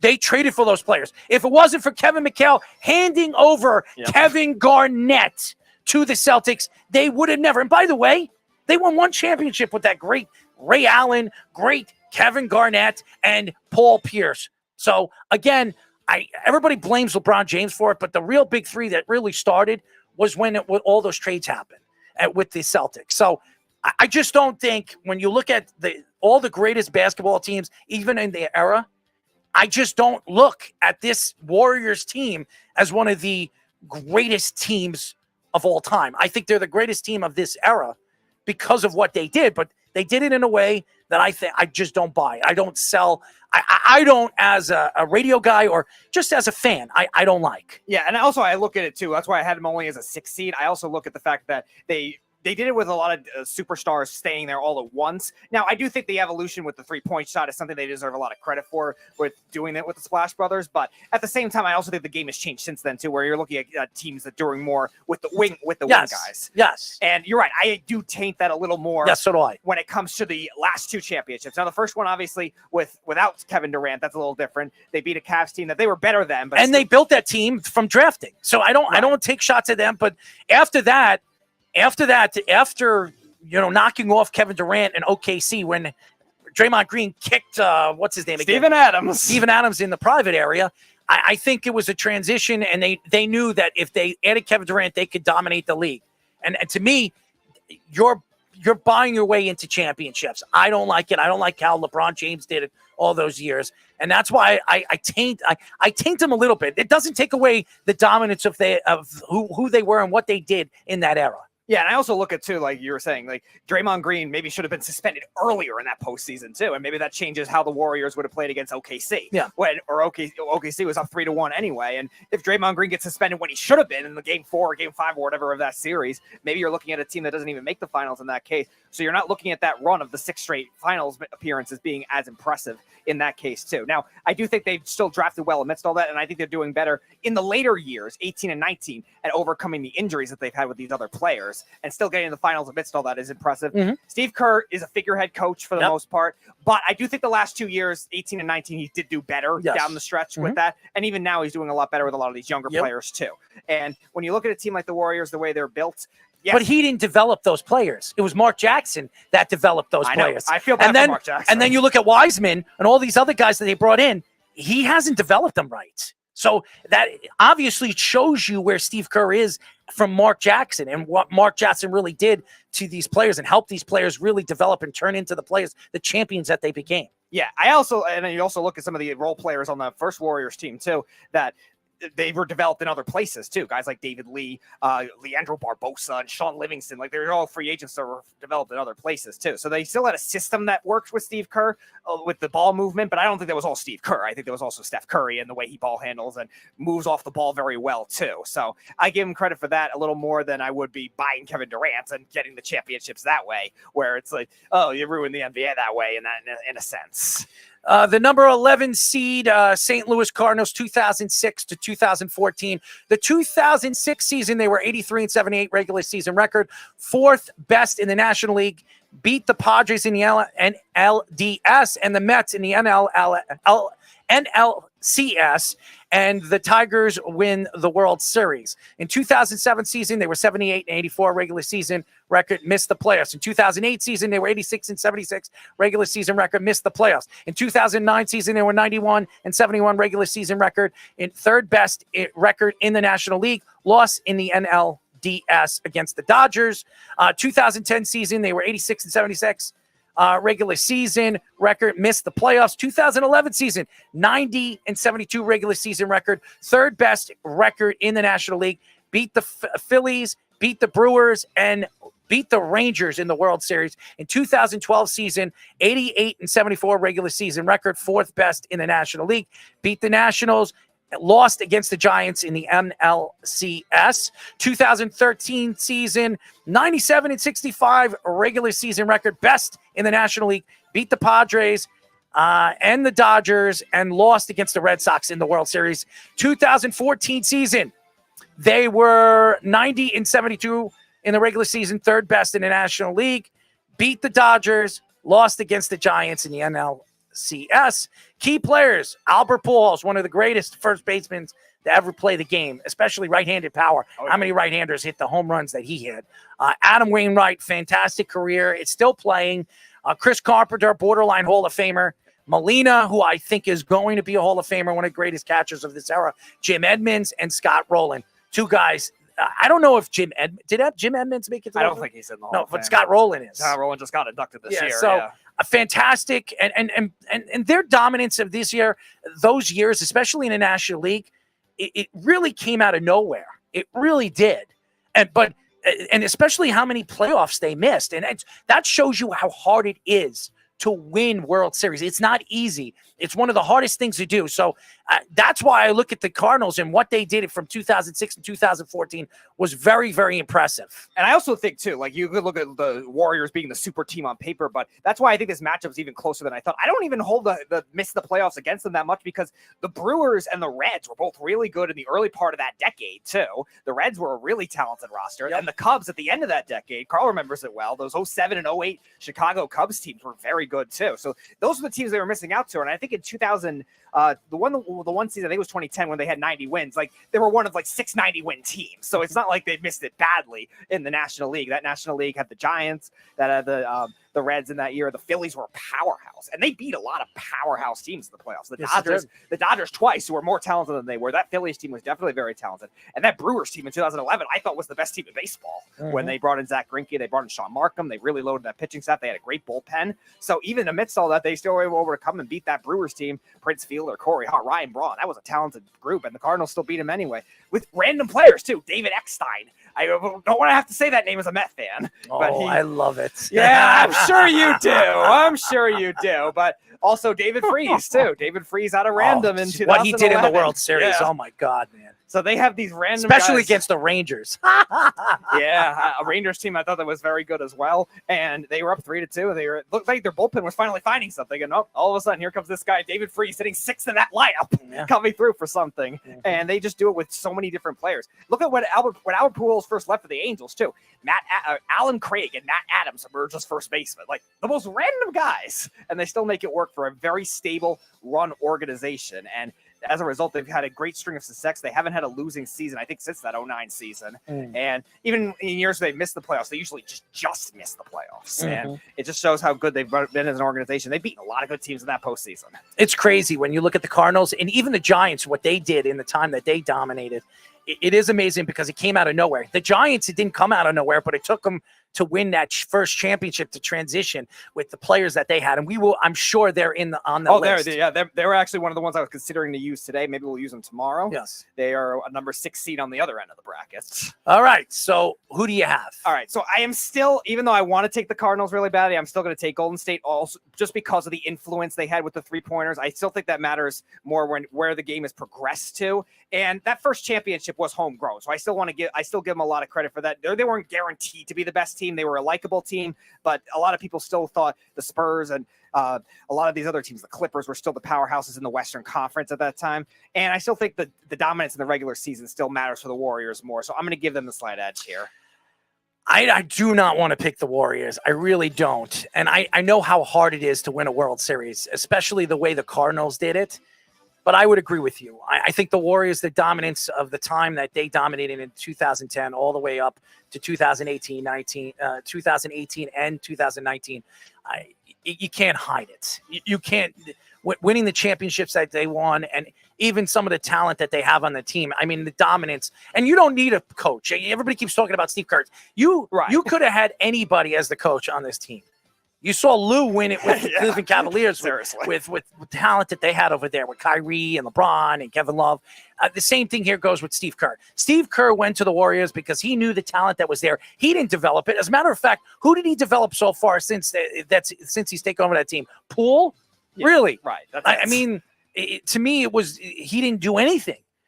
And that has a lot to do with the talent and what Mark Johnson and what the GM did over there with the Golden State Warriors. And you also think of it too, like NBA, you can get away with figurehead coaches a lot too. Even remember Eric Spoelstra when he first started was thought of that way too. And now he's actually done a better job since LeBron James has left at actually coaching and actually showing his defensive scheme to make it work too. But yeah, I would still take the Warriors as the more dominant team. I would agree with you, unfortunately. I know, but paying you to pick that one. Yes, even though I loved what the Cardinals did in the time that they did it in 2006 to 2014. They were a really fun team to watch.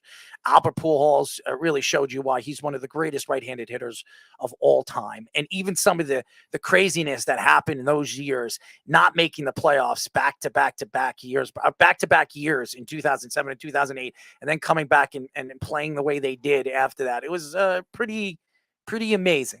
But what the Cardinals did in the time that they did it. A well-oiled machine that deserves a lot of credit for very baseball. well coached too. Yeah.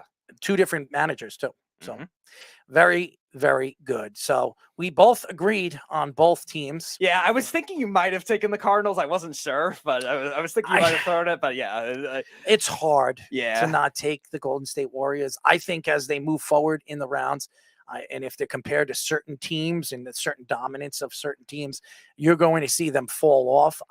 Because as good as they are on paper and the amount of championships that they won, I still look at the Kevin Durant thing as yes, you have to. You have to hold it over their head and say, okay, you won one championship without him, but could you have done it as well as you did it without Kevin Durant? Right. So their next matchup, since we know that they were moving on already, will be against your team, Carl. Your 2010's Chicago Blackhawks will be the 3 seed they play in the next round. It'll be fun. It'll definitely be fun.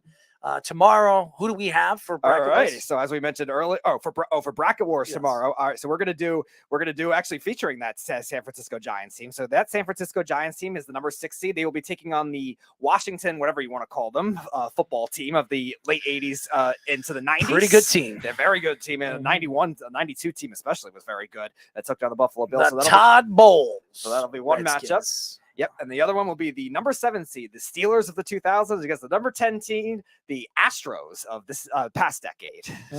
2017 to last year, really, we're featuring. Is he mentioning the Quinnipiac Yes, podcast? yes, Quinnipiac getting it done in overtime, 10 seconds in overtime, too. Congratulations Winning to a them. national championship. Yes, congratulations to them. Rob Brindamore's son. Yes, he went literally from Buffalo down to that game in Tampa, like literally after the game against the Sabres. I'm happy for the Brindamore family. Yes, your Winnipeg. favorite nose in the league. Yes, I always liked Rob Brindamore, and I didn't even know his son was playing on the team until I watched that finals. Yeah. And they were down by, I think it was like 2-0. Yeah, they were down 2-0. They scored late in the second period to make it 2-1. They tied it in the third, and then they win it 10 seconds in overtime. Fantastic championship game, as what you expect. For two really good programs. And Quinnipiac, was that their first national championship? That was their first national championship. They lost 2 other ones. They lost in 2013 and they lost in 2016. But their coach that won there was this is his 29th year in the league. Well, congratulations. They stayed with it, and the patience finally pays off as they get their national championship.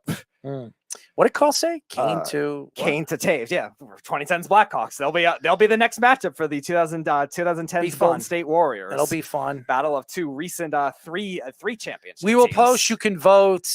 We'd love to see what you guys and how you choose to pick between, and we'll grade it from the Worldwide Sports Radio Facebook, my Facebook, and then our Twitter pages. So it'll be fun. If you guys want to vote, you can check it out. WWSRN_radio, or you can check me out at Errol Marks on my Facebook, and you can follow me. Also, Errol Marks 34, if you want. We'll post that there too, if you guys want to vote. All right. Jeff was trying to call back. You want to put him on? Put him on. All right, we'll see. He's just hung up. We'll see if he comes back. If he wants to come back on, all right, put him on. What's up, Jeff? Are you guys not going to talk about the major college hockey cheating scandal? Cheating scandal? No. What is it? Quinnipiac cheated. They got a bye in the semifinals, and Minnesota didn't. I think that is just a tragedy. But of course. And that is Jeff's daily shot at Michigan. Do you not think that that's unfair that Minnesota had to play and Quinnipiac got a bye? Oh, boy. He can never go without getting under everybody's skin. Errol, what was the dance over the weekend? What dance? What was that dance over the weekend? I have no context on that, Carl. You have to specify further. What dance? What is he talking about? I don't understand what he means. The dance. Maybe he was something with you. Maybe something you did. The dance that I posted. I was in Toronto. Okay, I was in Toronto, and Brittany, I was doing this funny dance, like this Urkel dance, and she recorded it. And I decided to wish everybody a happy Passover and a happy Easter to laugh. So I posted it up, and everybody was like, "Why did you do that?" I said, "Because it was funny. That's why. I don't care." And Brittany couldn't believe that I would post it. I don't care. That's what I am. I don't care what people make fun and laugh. Everybody enjoyed it, and that's all that matters. That's what the dance was. I was just making. I thought it was a great song, and I danced like Urkel to it. That's what I was doing. So. Yeah, so it wasn't a dance move. It wasn't a dance move. It was just me being an idiot. It was not a dance move. All right, Carl, you want to name the dance move for him? I'm sure you have. It was the Urkel dance. How's that? All right, it was the Urkel dance. But I thought it was funny, and I wanted people to laugh. So there you go. When is Errol's birthday bash as Kenny Rayner? Kenny, I will figure that out. I'm going to Florida this weekend. I will figure that out this weekend, and I'll set it up, and I'll let everybody know if they want to come out next week. I should have it. It'll be sometime in May, probably the second week of May, because I'm busy. I think everybody that watches this show would gladly show up to your birthday bash if you use the bead as a pinata. Wow. You get first swing. I would never hurt the beef. I would never. So do you think if Speedy got one good crack and beef busted open, coleslaw would fall out? I don't think. God. I don't think. Why would that be worth it, Jeff? I don't think the beef or somebody like Speedy would do that. So no, I wouldn't. But also, why would I want coleslaw to fall off all over the floor? So also, how would Speedy know? Because when you swing at a pinata, you're blindfolded. So Speedy wouldn't know. Why? So then, why would you know that there was coleslaw? By the way, Carl says I thought it was Errol doing a Speedy dance. First of all, if Speedy was dancing, you would see rocket kicks. Okay, I didn't do any kicks. Speedy likes to throw kicks and be Speedy. Okay, so you have Speedy, to you do the rocket kicks. Oh, Is yeah. that the whiskey talking? Oh, he loves what? The what? Say that again, Jeff. He has the rocket kicks. No, Is that the whiskey talking when you do that? Oh yeah, I would hope so if that's the case. If I'm kicking that high beyond that, I don't know. Carl says Nithin should be the videographer for the bash. Nithin came out for my birthday last year. Yes, he did. It was pretty funny, actually. Nithin got so drunk he had to take an Uber back to his hotel. Oh yeah, he was. You're He right. was wasted. I remember that now. That was the first time I met him in person. That's how you know Nithin is really drunk, when he takes an Uber back to his hotel and not EJ Perry.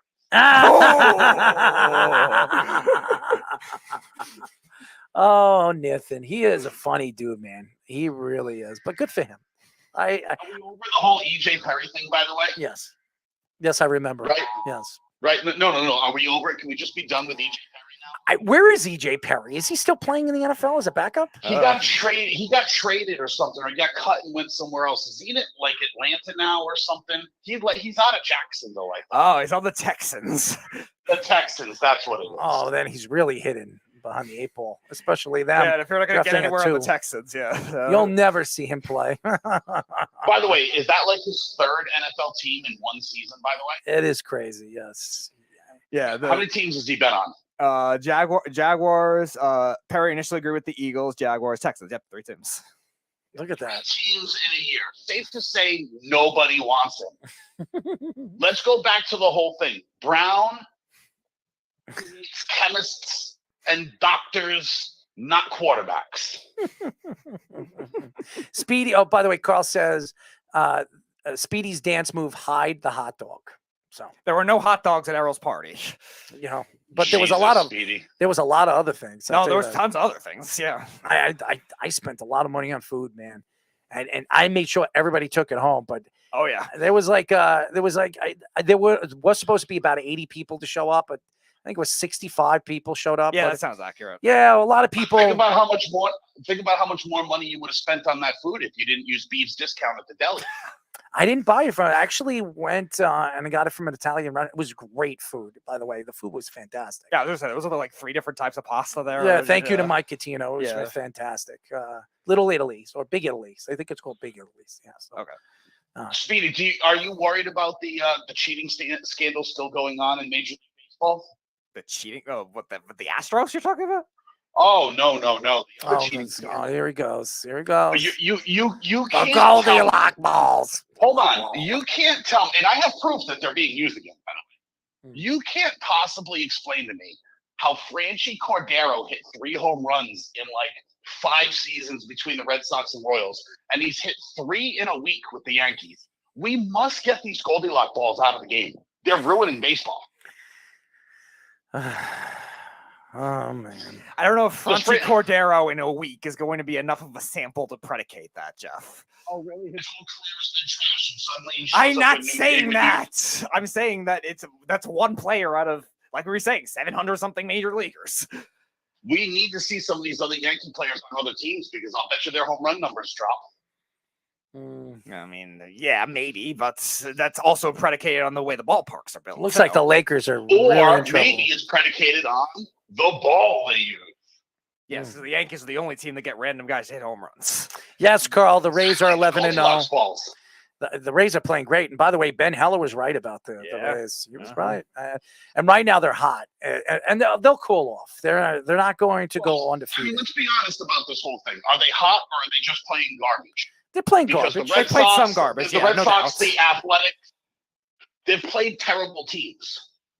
Okay, but that same Detroit team also took 3 out of 4 from the Astros too. I What, don't know. the opening series when the Astros players had to play in 3-degree weather. You know, And who's happy about ever being in Detroit? The city is a cesspool. Oh, no respect for your Motor City Kitties anymore? You're just turned on them? No, the Motor City Kitties are the one team that's overcoming being in the state of Michigan. All right, that's Jeff's second daily shot at Michigan. Actually, it's past midnight, so it actually counts as Wednesday's daily shot at Michigan. What are you talking about? That's a shot at the state, not the university. Oh, really? Snug says, well, the Rays are still on track to win 162 games. Yeah, I think they were outscore their opponents by 932 runs or something like that. Always got to love the funny early season, small sample size, projected stats. They're playing great baseball. You can't take it away from them. 11 games in a row in the first 11 games of the season is pretty impressive. I don't appreciate you trying to draw a connection there. I was taking a shot at the state, not the university. Yeah. Okay. However, the university is funded by the state, and they are garbage. So maybe there's a correlation there to be after. They're so bad they count it as a bye week from your logic. I mean, let's face it. The Wolverines made it as far as the Wolverines can make it. The semifinals. That's it. Well, have you ever seen a Wolverines team make it past the semifinals? I haven't. 2018 basketball team. I will say that their school has a pretty good sports program. I mean, their hockey team's good, their football team's good, and their basketball team's good. So that says a lot about the program. Their football team is very good when they don't have to play good schools. It's they're very good at beating Purdue, right? They're very good. Ohio State's not good at beating Purdue. So is FDU. Yeah, that's right. That's right. Beating Illinois, right? Illinois. They almost didn't beat Illinois this year. Right. They almost didn't, right? But they still did it, right? Terrific at beating Minnesota. Unbelievable beating Minnesota. Somehow, when they cross that Mason-Dixon line and head south, they're not so good anymore, are they? Carl says McClanahan is on track to win 40-plus games. Well, yeah, he was on track to win a Cy Young last year, too, until he got hurt right at the end of the year. Yandy Diaz also has 5 home runs. Yandy Diaz had close to 30 last year, though. He was a very underrated player. They have a very good young team in the Rays. They're really good. And Ben Heller, he told us, don't count the Rays out this year, especially with the talent that they have, and they always find a way to win. So we'll see. Jeff is right. They haven't beaten anybody. They haven't beaten anybody yet. But they do this every year, though. They have good stretches, and then they'll have a bad patch, and then they'll figure out. They're a fringe playoff team every year. Like every year they are. Some years they barely miss. Some years they make it. Like that's just what it is. And then every year they turn into Michigan and lose in the first round. Okay, but there's also a difference in resources between what the Rays have and what a lot of these other powerhouse teams have. Michigan has resources. Right, but the Rays have resources too. Do you realize the Rays are the 4th highest profitable team? 4th highest profitable team? Yeah, no, I've already been believing that. What? Really? Wow, I wouldn't have thought that. The team with the 4th highest profit. Wow. All right, that's interesting. Good for them. Right. No, I wouldn't have thought that. You can go ahead and look that up. I'd be glad. I've seen it before. They have more profit than the other team. Maybe that's because they don't pay their players, but they have the resources. They just don't use them. Interesting. No, using them, and they're not using them on purpose because they're also trying to strong arm St. Pete to get out of their stadium deal or get a new stadium. But yeah, that's part of. I know they had the one that with Montreal that kind of fell apart. They were supposed to go there like as a split dual thing in like 2026 or something like that. And then they've had plans to move the team to Tampa into Ybor City. They've had the drawings done. They bought the land. They did other things. The city of St. Pete sued them to make them stay there. The whole stadium thing's become a mess. A mess, right? So they did that whole thing. And besides, they also make smart contract decisions too. Right? Where Wander Franco wasn't due for a contract for 5 years. Right? He was going to get the Aaron Judge treatment.